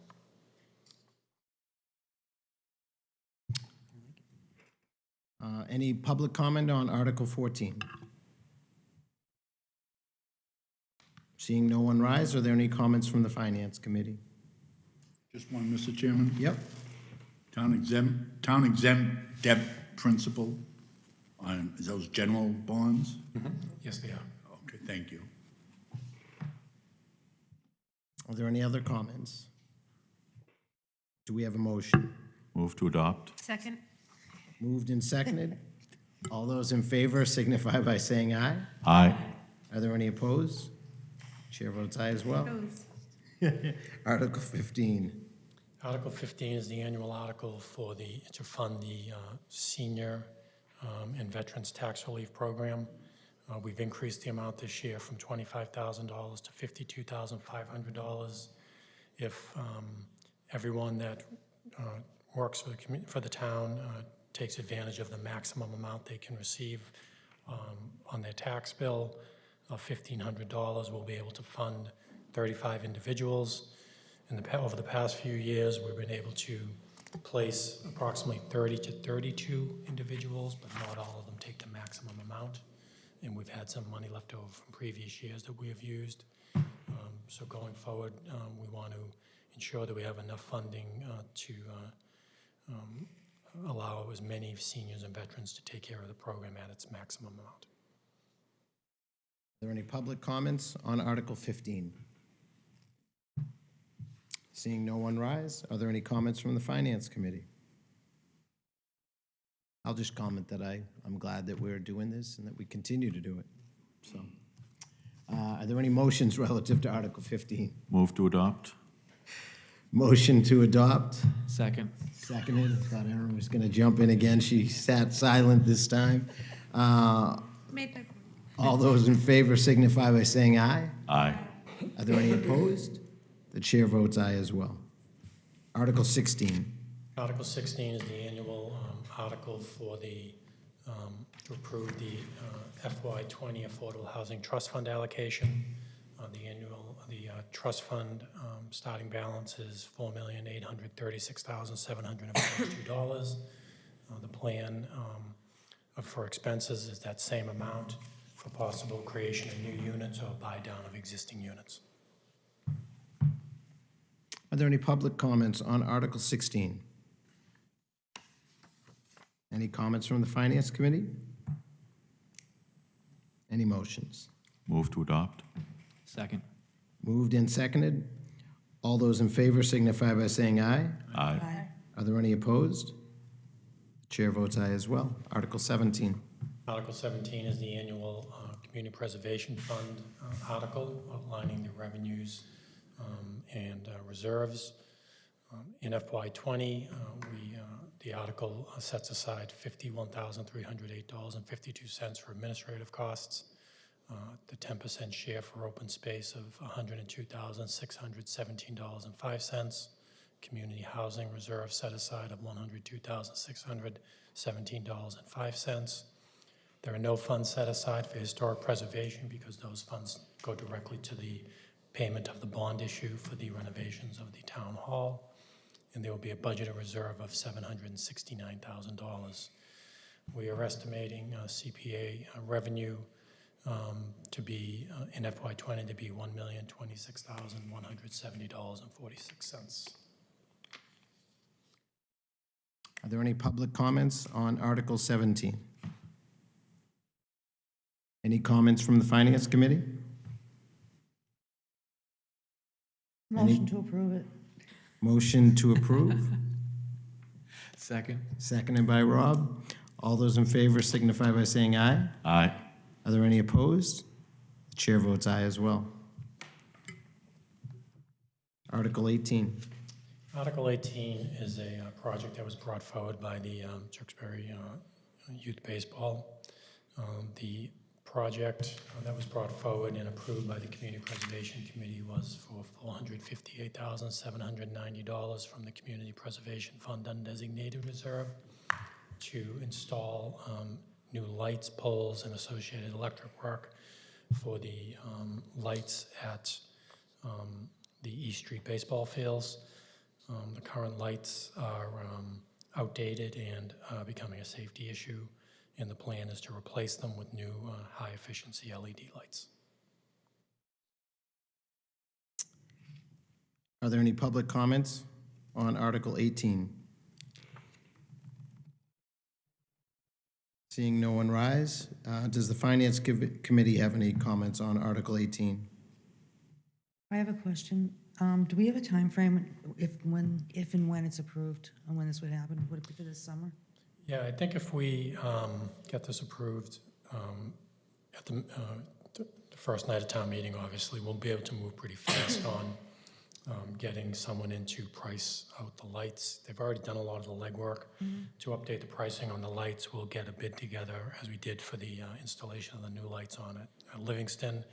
And I think so we don't interfere with the baseball season, once they are ready for us, I think we'll be able to go pretty quickly and have this done by the fall. Thank you. We're doing the ones at Livingston right now, and it's about a 6 to 8 week process.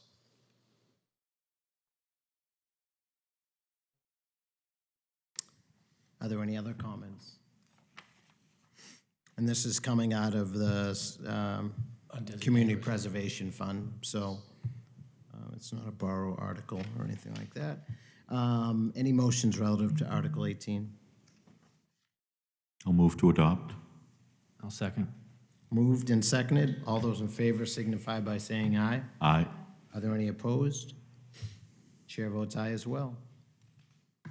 Article 19. Article 19 seeks approval to transfer $150,000 from Community Preservation Fund Designated Reserve for the design and engineering of historic renovations of the Ella Fleming's School.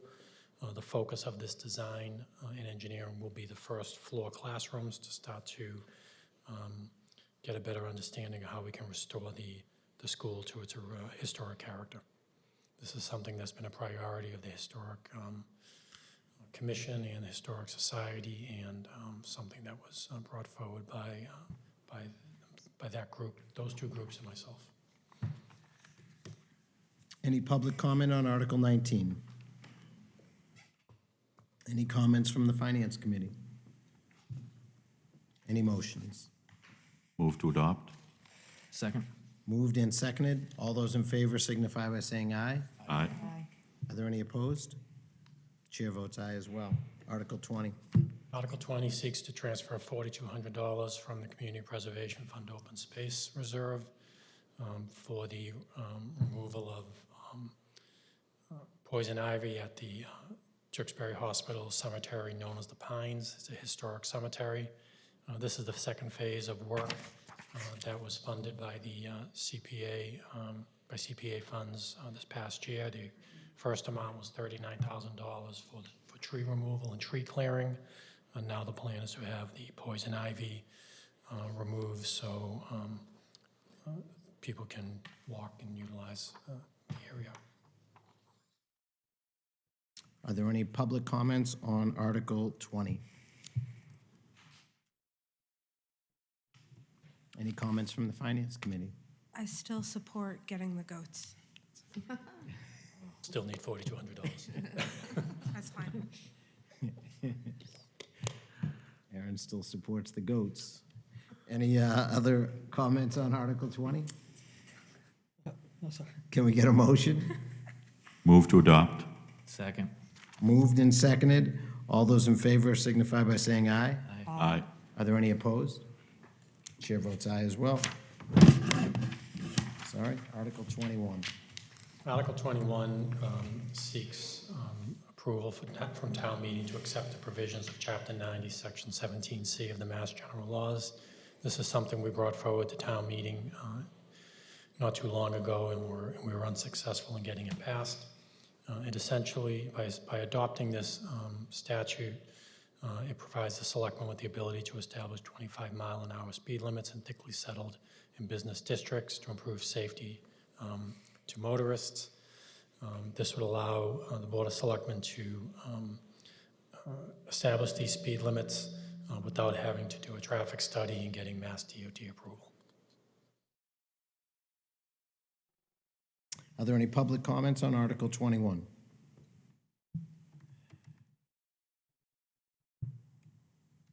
Seeing no one rise, are there any comments from the Finance Committee?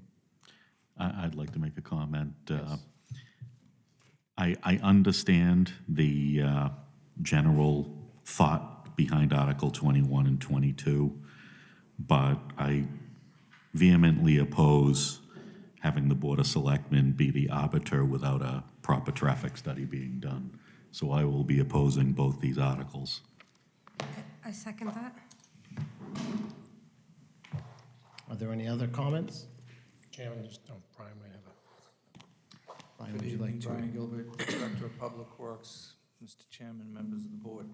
Article 21 and 22 provide another option for both public safety and the DPW to provide more safety or provide a greater level of safety in situations around town that could be a permanent nature or temporary nature. There are a number of situations that I presented at the Finance Committee hearings. These were brought forth by citizens who had concerns about particular locations in town. And both on Shawshene Street, which was one of those locations, we actually did a traffic study that we have brought to the Board of Selectmen, and we're planning to bring to the Department of the Massachusetts Department of Transportation, where we don't feel, or our consultants feel, that we could even get the speed limit reduced in that particular situation at Bridge and Shawshene. This would allow for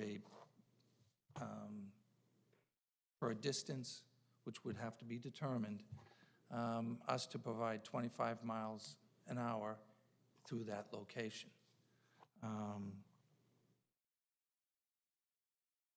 So the process, and I understand that there was a concern about cities and towns adopting this legislation and just putting up 25-mile-an-hour signs or making the whole town 25 miles an hour, and then ticketing people and I think really abusing what this was all about. I think that it wouldn't be indiscriminate. It would be situations that we would work with public safety and other stakeholders. We would look at criteria and evaluate that criteria in terms of how much safety we can provide before we would even bring it to the selectmen. There would be notification to the community in a number of different ways, so it wouldn't be slap the sign up and then start ticketing people. There would be a period of time where we would, and we've talked to the police about this, with a period of time where we would provide notification and then warnings so that people would get the idea that there's been a traffic change in this area.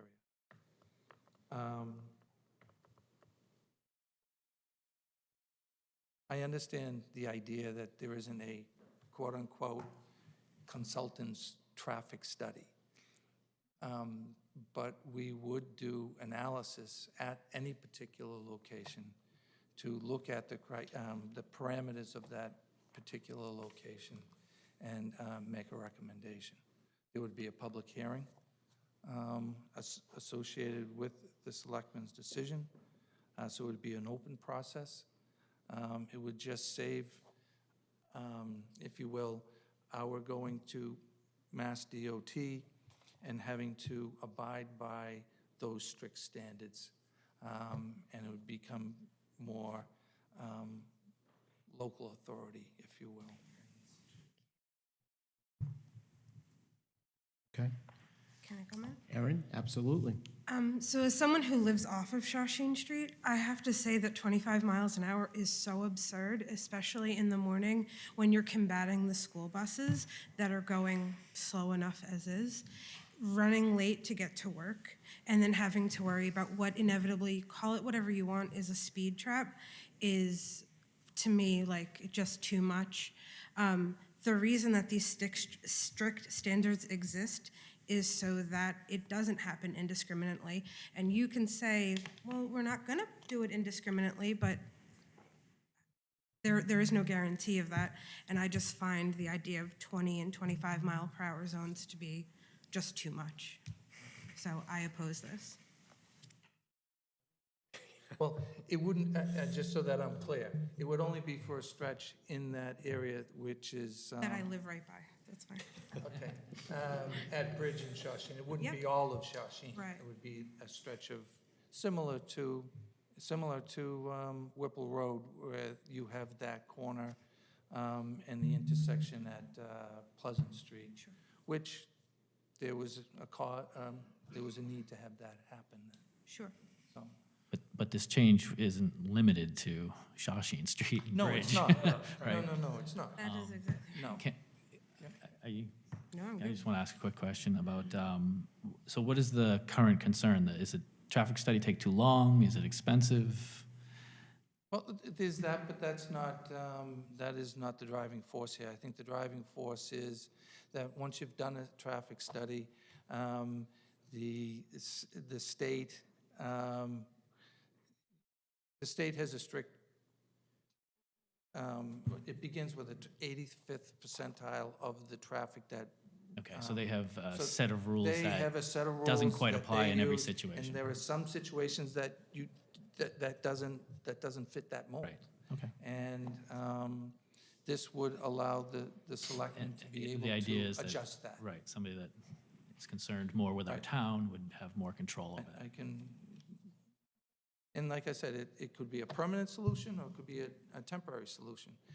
Because sometimes the real solution or a solution would be to make improvements in that particular intersection.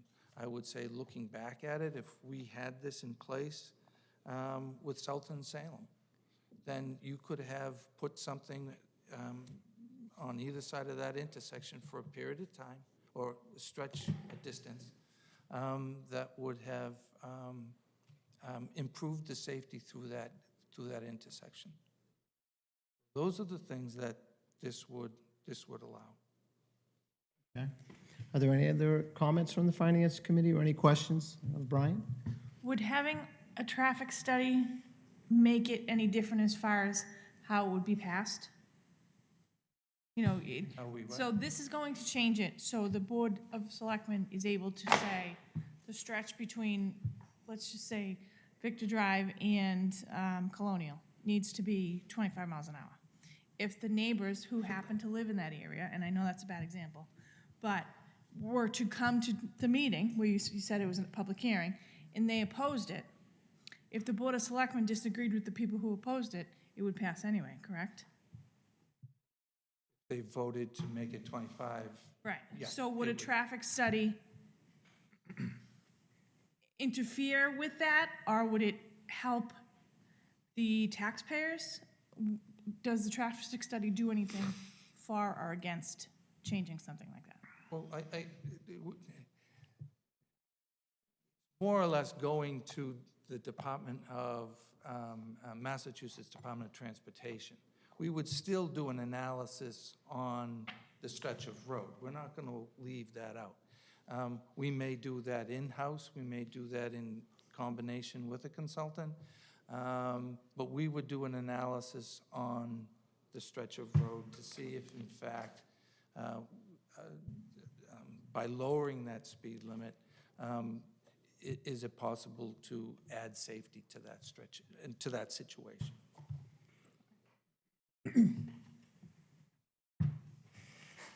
Mr. Chairman, I just want to point out, Route 38 between Victor and Colonial Drive is a state-controlled highway, so they would control the speed limit. Yeah, It was a an bad example. Yeah. I understood But that. there are areas, there are areas in town, Mr. Chairman, South and Salem is one of them. We tried four-way stop signs there at one time. If you look and travel those roads as frequently as some of us have, the speed limit needs to be reduced there to reduce the number of accidents. And I would certainly like to have the Board of Selectmen have some control over that intersection and approach to it to reduce the speed. It may reduce some of the accidents that take place there. The way the state looks at it is they look at the night-to-day ratio for accidents. And in other words, how many accidents occur during the day and how many accidents occur at night. The traffic study and the turning movements that take place at that particular intersection is horrendous because of the speed that's posted on those roads today. If you look at Shawshene Street in the area of Foster Road, Beach Street, Patton Road, that's a combined intersection with 4 entryways into it. Same thing happens there. Speed limit on Shawshene Street is 40 miles an hour, which was just increased, which I personally disagree with because it's a thickly settled area, and it should not be 40 miles an hour. again, the selectmen have the opportunity from the school district, even though the lights aren't flashing 20-mile-an-hour school zone, that area between the Heathbrook, just before the Heathbrook at Ronald Drive, all the way up to Patton, I believe that speed limit should be lowered to 20 miles an hour, 25 miles an hour. It's a dangerous area of town. There are other areas, like I mentioned earlier, with Carter Street, Walnut Street, East Street, those approaching the railroad tracks. The speed limit posted on East Street is too high with regard to the accidents that take place there. So I'm in favor of giving some control to the Board of Selectmen and taking the control away from the state, because the state is rigid when it comes to changing speed limits. They more lean towards commerce and not public safety. Commerce is the movement of products by truck and by businesses. If you start lowering the speed limit, you impact commerce, and that's the way the state looks at it. They don't look at it from the public safety point of view. From someone that has done work on highways and roadways, lighting is the #1 importance of safety. 2 is turning movements. How many turning movements that are being made in that stretch? If you look at Bridge Street, South Street, in the contour, the topography of the roadway, in the curvature of the roadway, it's a dangerous area. I think it should be reduced in that area. Right now, the posted speed limit is 30 miles an hour in that area. So for anything, public safety should be the priority. It shouldn't be arbitrarily added to a road, but I fully support the way, I'm not in support the way you're approaching this, Mr. Gilbert, but I'm in support that at least some control should be in the Board of Selectmen's hands for the safety of our population. Thank you. Can I ask a question? Just, I see that it's Mass General Law that changed, right? Which is sort of allowing this. It's enabling us to do it. Okay. So I'm wondering if there is a middle ground here where the Board of Selectmen could have the right to establish the speed limit in thickly settled or business districts with a study. And if that is something that is, and now I don't know what's involved in the study, but I would think if an amendment like that were to be added, where they couldn't just arbitrarily change the speed limit, but the speed limit could be changed if there was a study conducted and it indicated that there was a need for a change, then that would be probably more palatable. I don't believe there's really any financial implications to this article, so I'm not really commenting from a finance committee standpoint. I'm more commenting just on, because I can see how this is going to go at town meeting. And The language is too vague. too vague. Yeah. You know, and I think people are concerned with the amount of power that you give to a board. Whether you like your board, you don't like your board, whether you think the people are great or not, people get nervous when it's that broad. So I'm just not sure. Yeah, I mean, I can. Maybe take I can it to ask- Charles and. Yeah, I can talk to town council about it. It's an article that accepts a state statute. It doesn't mean it can't be amended to add that type of language to ensure that a study is done before the Board of Selectmen make any decisions. Right. I can check that tomorrow. So with that being said, does it make sense for this board to take action on this article or hear a motion on this article the night of town meeting in the event that there's a change in the language? For the sake of at least continuing some discussion on it, I would hate to have the article voted down for indefinite postponement, because what happens, it can't come back. Right. For 2 years. We can table until town meeting. Table to the town meeting is what I'm suggesting, yes. So Tom, is that in the form of a motion? I'll make that motion, yes, as a friendly motion. All right. Table to town meeting. I'll support that motion. I'll So second. we have a motion to table this until town meeting. And seconded. All those in favor of this action signify by saying aye. Aye. Are there any opposed? The chair votes aye as well.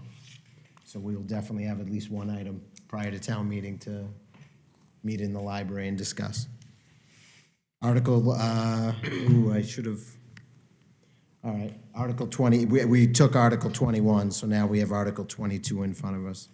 And I'll just make one comment, Mr. Chairman, is that like Article 21, I respect the intent, but I don't see that the implementation has enough details to not what I've seen in other communities where they've arbitrarily said every speed limit is now 25 miles per hour the town unless posted otherwise, which is absurd. I don't see any safeguards where that can't happen here.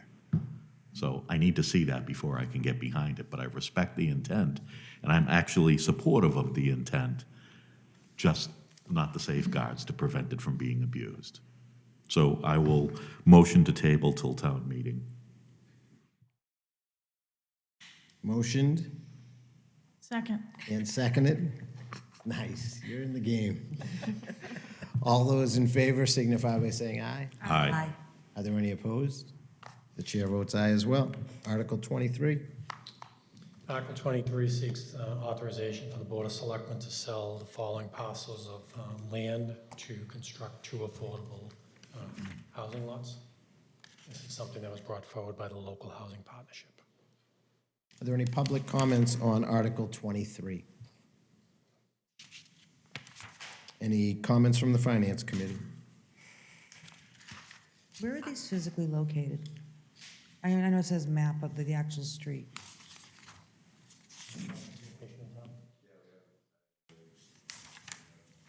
No, you're talking about what part of town? Well, the 106, yeah, there's four places that you want to, parcels that you want to sell. I think they're all next to each other because they're all 106, but. There's one across this, they are all next to each other in that sense. They're all small lots. And what street was it? Rebecca Lane. Rebecca Lane. So as it stands right now, the one larger parcel, 106-11, would most likely be one lot, and the second buildable lot would be the combination of those other three. Okay. How does this work with Article 16? Or does it? Article 16, it does. That's the Housing Trust Fund. Right. We'll utilize the trust fund to help fund the building of the lots, pay off any costs that are associated with the lots regarding taxes that are owed, things like that. Thank you. Are there any other comments relative to Article 23? Are there any motions relative to Article 23? Move to adopt. Second. Motion to adopt Article 23. All those in favor signify by saying aye. Aye. Any opposed? I'm going to abstain. I'm on the local housing partnership. We have one abstention. Article 24. Article 24 is another article seeking authorization for the selectmen to sell a parcel of land. This piece of land is at 283 Pleasant Street. It's the old greenhouses on Pleasant Street. They abut Deborah Drive. This parcel, we're seeking authorization to either build market or affordable housing, and the reason for that is this is a decent-sized lot that you could do a combination of both, and it has value, high value to it compared to the others. The current lot is causing problems for the abutters with overgrowth. We've had to go in there and clean the lot up the best we can to stop growth from damaging fencing in the area of abutters. And when we went in there to clean the lot, or to clean out the overgrowth, we found it to be a very hazardous lot to work on because of the broken glass and the remains from the greenhouse. So this is something we want to sell and get back on the tax rolls and remove the hazard from that area. Are there any public comments relative to Article 24? Any comments from the Finance Committee? Yes, Mr. Chairman, does the town, through you, to the town manager, have tax title on this? We do. We own the land, yeah. We took it through tax title. We actually took it and got the final judgment this past year. Thank you. And is that the, is it the, I forget what I call it. Former greenhouses? Yeah. Yes. Okay. Thank you. Any other comments? Any motions? I'll move to adopt. Second. Moved and seconded. All those in favor signify by saying aye. Aye. Are there any opposed? Chair votes aye as well. That's unanimous. Article 25. Neighbors are going to be very happy with that. Huh? The neighbors are going to be very happy with that. I bet. Article 25 is an article the Finance Committee brought forward to adjust their portion of their bylaw that has outdated notice requirements. Are there any public comments on this? Seeing none? Any comments from the Finance Committee? Move to adopt. Second. Moved and seconded. All those in favor signify by saying aye. Aye. Are there any opposed? Chair votes aye as well. Article 26. Article 26 is an amendment to the general bylaws that govern the posting of the warrant, or specifically the mailing of the warrant. This article allows for any article that is over 3 pages to be summarized in the warrant, and that the full text will be available within the 300 copies that are available in town. The full text will be in the warrant that's posted and that's uploaded to the website, but the summary would just be included for the warrant that's mailed to all the residents. The driving force behind this was something that we talked about when we were looking at the revisions to the zoning bylaws in the fall. And that article could be well over 200 pages, and to mail that to every resident's home would be a waste of paper and costly. So a summary would go in the warrant that's mailed, and the 300 copies that the bylaw calls for to be left at town buildings would have the full text as well as a full text on the website. Are there any public comments? Any comments from the Finance Committee? Yesterday being Earth Day, I think this is an appropriate article. Move to adopt. Comment. Second. Moved and seconded. All those in favor signify by saying aye. Aye. Are there any opposed? Chair votes aye as well. We are on to Article 27, which is, This is a petition article, Mr. Chairman, for the acceptance of Winterberry Lane. It's important to note that both the planning board and the selectmen voted to approve acceptance of this road.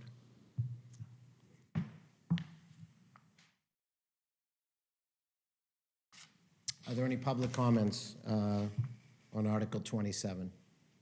Any comments from the Finance Committee? Just one, for the DPW superintendent, are there any issues on this road that the town should be aware of? Anything that could become a cost sink as we move to accept it? So Brian, they're wondering if you have any concerns or any problems with the acceptance of, what is it, No Winterberry? known issues that would be now ours at that point? Winterberry Lane. No, we've reviewed the as-bills and the way this has been constructed in the road. We're fine with the road. Thank you. That's my only question. Is this the same street that a resident came up last year and said there was issues in regards to water? Yes.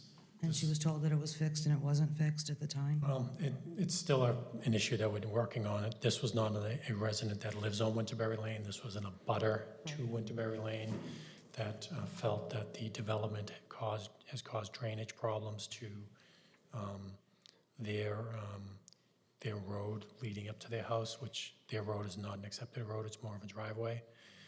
So we're still trying to work to identify what the issue is and what the solution might be.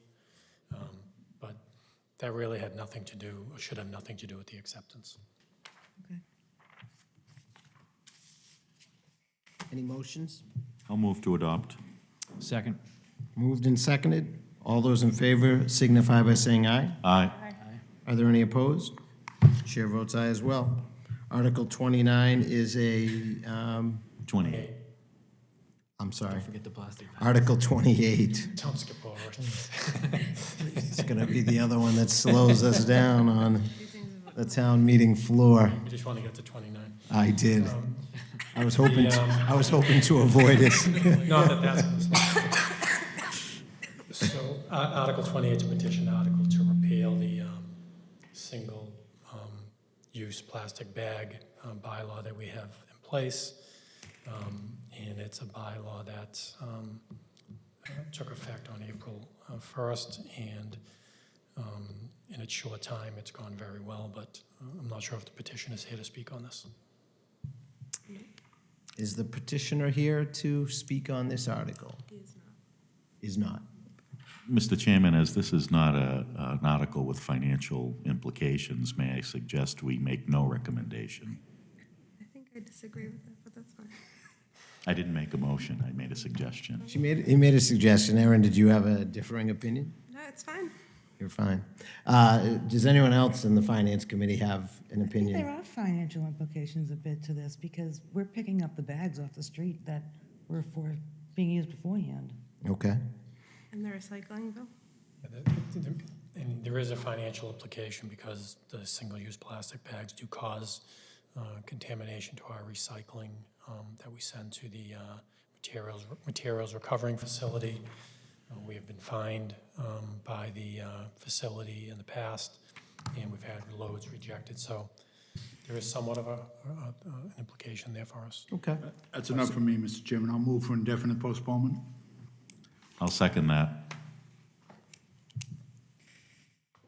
So moved and seconded for indefinite postponement.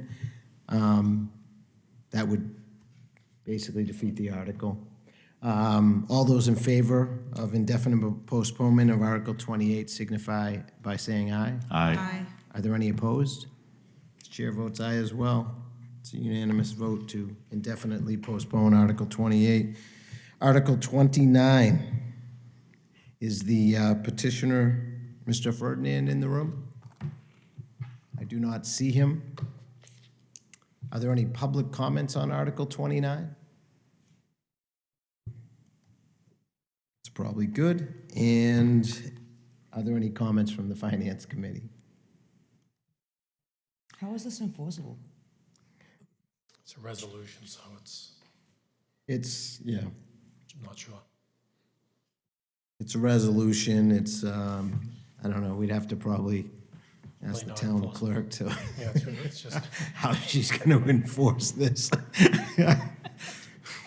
Well, the reason I ask is because it's not just It's- Tewksbury that he's talking about. yeah, He it's- brought that all into like everything, including the other ones that aren't states, It is broad. like Puerto Rico, and does it include all that? It is broad. I have my answer. Thank you. Is this basically a resolution to follow the rules? That's think kind so. of what I was going with that. I So thought- why don't we do that about all rules, you know? It Also, doesn't make there- sense to me. We have no oversight to voting laws or anything that has to do I would with agree. voting. That was I part of my question. Thank you. think we should not vote on this. Yeah, Mr. Chairman, I move we make no recommendation on this article. Second. Move to make no recommendation on Article 29. Motioned and seconded. All those in favor signify by saying aye. Aye. Aye. Any opposed? Can't wait to stand up at town meeting on that one. I believe, the only other article left is 34, which is the electronic signs and billboards. I Okay. do believe, And we skip we also have one article that we skipped earlier, which was 38, I Article think. 38. was it 38? Yes, yes. All right, so Article 34. Article 34 is an article that was discussed at town meeting in October and was defeated. It's something the Board of Selectmen wanted to bring back for consideration once again. This allows billboards to be installed on our interstates, on both 495 or 93. And the thinking behind this is that these billboards allow the town to enter into host agreements with the company that installs them that could generate revenue over a 20-year period. Figures that have been used from these companies is $50,000 a year for 20 years to go to the community through these host agreements, and that's per sign. And then the community has the ability to utilize these billboards for public notices on an annual basis. Okay. Steve Savick, if you have any specific zoning type Okay. questions. Are there any public comments, or would you like to comment on the article? Just come up to the microphone and give us your name and address, and then, Yes, my name is Mike Generis. I live at 604 Clark Road. And the only reason I want to speak right now, I did forward the committee a bulleted list of my comments, but I was recently made aware of a couple of issues with that list, and I wanted to point out an error and make a clarification. And so if I would wonder if you folks have a copy of that to refer to, or? Sent that to the committee. Yeah. Okay. So the correction I'd like to make is in the financial paragraph where it mentions about local taxes and so forth. Under licensing fees, I state $2,500 per year. That's actually not correct. It's $2,500, but I believe it's a one-time fee. okay. The clarification that I wanted to make is above it, in that paragraph above it, the fourth bullet item states most likely only 2 or possibly 3 sites would be feasible, I believe. Is that what you have? Yes. Yes. Okay. And so this is the clarification on that is that technically speaking, there are up to about 5 possible eligible sites in town. And the issue is, however, that some of these sites are located adjacent to one another. And if the bylaw requires a 1,500-foot spacing between signs, some of those eligible sites will be bumped out of the offering. So that's a clarification I wanted to make at this time, and thank you very much. Thank you. Are there any other public comments on Article 34? Are there any comments from, or questions from the Finance Committee? Just one, Mr. Chairman. I found the additional handout extremely helpful, clarified a lot of things for me. I was just wondering if this is going to be available at town meeting. Actually, from looking at the handout that I put together for town meeting, I noticed we did not put any explanation for this article in more detail. Right. So Steve's going to put something together utilizing information from that, as well as information he wants to include. So we'll have more detail that'll be in the Just as a handout that we handout. provide, yeah. Perfect. It Thank may you. not be word for word for that, but it'll have a lot of the major details. That's great. And I have a question. You mentioned, I think, 20 years of roughly 50,000, whatever. 50,000, yeah. What happens at the end of 20 years? I didn't really think about it that far. I was just wondering why it was 20 years. You mean you I won't have be no here in idea. 20 years? I hope to be. I probably will be. Rob, I don't know. Good. Just to offer Steve will be something. here. I would, yeah, no. So it's a negotiated development agreement, so in that agreement, there could be a reopener upon the expiration. You know, it's a typical contract, really, that we would be writing. So they could walk away at that time, or it could be re-upped. Well, it could expire, the contract could expire. Right. Or it could be re-upped, yeah. And towns do it differently. We know some towns that have taken the money up front and not over 20 years, so, or made it go to a specific purpose, so it varies. 20 years, they'll be holographic. Right. Don't I say it? Are there any other public comments? No, we already did the public comments. Any other comments from the Finance Committee? Are there any motions relative to Article 34? I'll move to adopt. I'll second. Moved and seconded. All those in favor signify by saying aye. Aye. Are there any opposed? The chair votes aye as well. Earlier tonight, we covered most of the articles, but we did skip Article 38, which is a public, yeah, it's a rezoning from, I do not see Diana Doherty here. Is there anyone representing her? I don't believe so. And I think this article going to be withdrawn. For the planning board public hearing, they had submitted a letter that their intention is to withdraw at town meeting. So I think hopefully you did get copies of the planning board's recommendations. If you didn't, the planning board had worded their recommendation that they recommended to allow the applicant to withdraw without prejudice. And if it's not withdrawn, then they recommended indefinite postponement. Are there any motions from this board? I'll move to defer to the planning board. Second. Move to defer to the planning board. All those in favor signify by saying aye. Aye. Are there any opposed? All right, well, that concludes our public hearing on the warrant. We did the special town meeting. Yep. Still got 3 articles. 3 articles to go. Almost. I'm not going to conclude the public hearing. I'm going to leave it wide open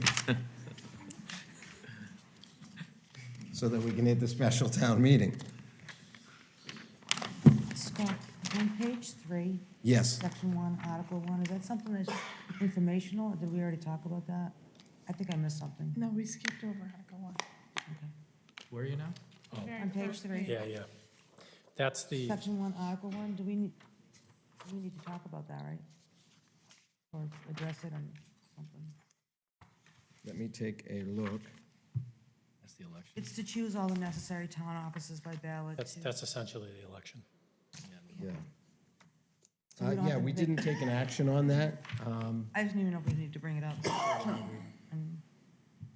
I don't need someone to come back around saying you should have brought it up. We typically skip section 1, Article 1 and Article 2? I think we just motioned to adopt. Okay. Okay. So why don't we take a motion on Article 1? I'll motion to adopt Article 1. second. Oh, I thought Donna was going to get in. I was gonna try and get it in. All those in favor signify by saying aye. Aye. Aye. Are there any opposed? The chair votes aye as well. How about Article 2, the consent calendar? You approved that. We approved that. We did? Yeah. Okay, so it was just Somehow one. we just skipped. One Just- skipped over, yeah. I was in a rush. I don't know why. I apologize. All right, so this is special town meeting. Richard, Article 1. Article 1, all 3 articles in special town meeting are standard articles that we've had at previous May town meetings. The first is to adjust budgets that we're projecting to have deficits. And the second part of the article are the funds that we're projecting to have a surplus to fund the articles, the line items that are projected to have deficits. The handout for town meeting has an explanation of each of these line items in more detail. I'll open up to questions from the committee. Is there any public comment on Article 1 for special town meeting? Seeing no one rise, are there any comments from the Finance Committee? Any motions? Move to adopt. Second. Moved and seconded. All those in favor signify by saying aye. Aye. Are there any opposed? Chair votes aye as well. Article 2, Article 2 is to use free cash to fund the projected snow and ice deficit. The one unique portion of this article that I just want to pass, just to state, is $60,565 is being transferred into the capital outlay account. It's not because there's a deficit there, but we want to utilize that funding to purchase an additional sidewalk plow for the department. Right now, we have 2, and we rent one for the winter, this will allow us not to rent the third plow, but have it available and assign someone to it each of the snowstorms to start addressing sidewalks in a more appropriate fashion. Are there any public comments? Any comments from the Finance Committee? Any motions? Move to adopt? Second. The article's been moved to adopt and seconded. All those in favor signify by saying aye. Aye. Are there any opposed? The chair votes aye as well. Article 3. Article 3 is just to utilize funds that are surplus in the property and liability insurance account to pay for unpaid bills that came in after July 1. One is for occupational medicine invoice, and the other is an assessment for Middlesex Retirement for employees who have been deployed while working for the town. Any public comment on Article 3? Any comments from the Finance Committee? Move to adopt? Second. Moved and seconded. All those in favor signify by saying aye. Aye. Are there any opposed? Chair votes aye as well. Now, I'm going to have us exit our public hearing. Richard, I do not believe we have any other business on the agenda this evening. So, I'll move to close the public hearing. Second. moved and seconded to close the public hearing. All those in favor signify by saying aye. Aye. Are there any opposed? Move to adjourn. Second. Before you adjourn, I just want to make sure that we know that we will meet on May 6th, 6:30?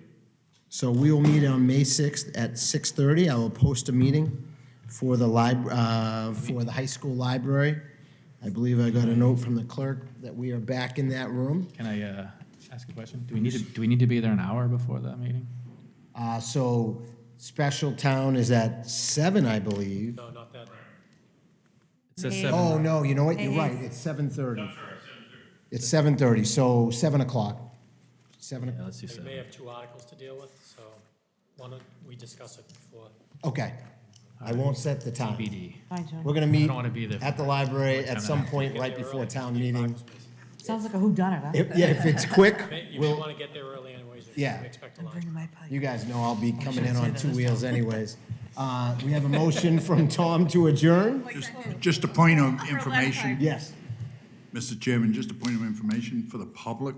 This will be the first year we're starting annual town meeting at 7:30 and not 8 o'clock. Okay. I thought That- we were 7 o'clock in the past.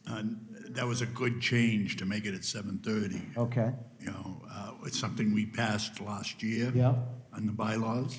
So I just want to remind, or have the chair remind the public, it's a 7:30 start time for the annual town meeting, not 8 o'clock. Excellent. So we have a motion to adjourn from Tom. Seconded? Second. All those in favor signify by saying aye. Aye. Are there any opposed? The chair votes aye as well. Everyone have a wonderful evening. Thank you. We made it. Handout, once I do the new explanations, see any comments, let me know.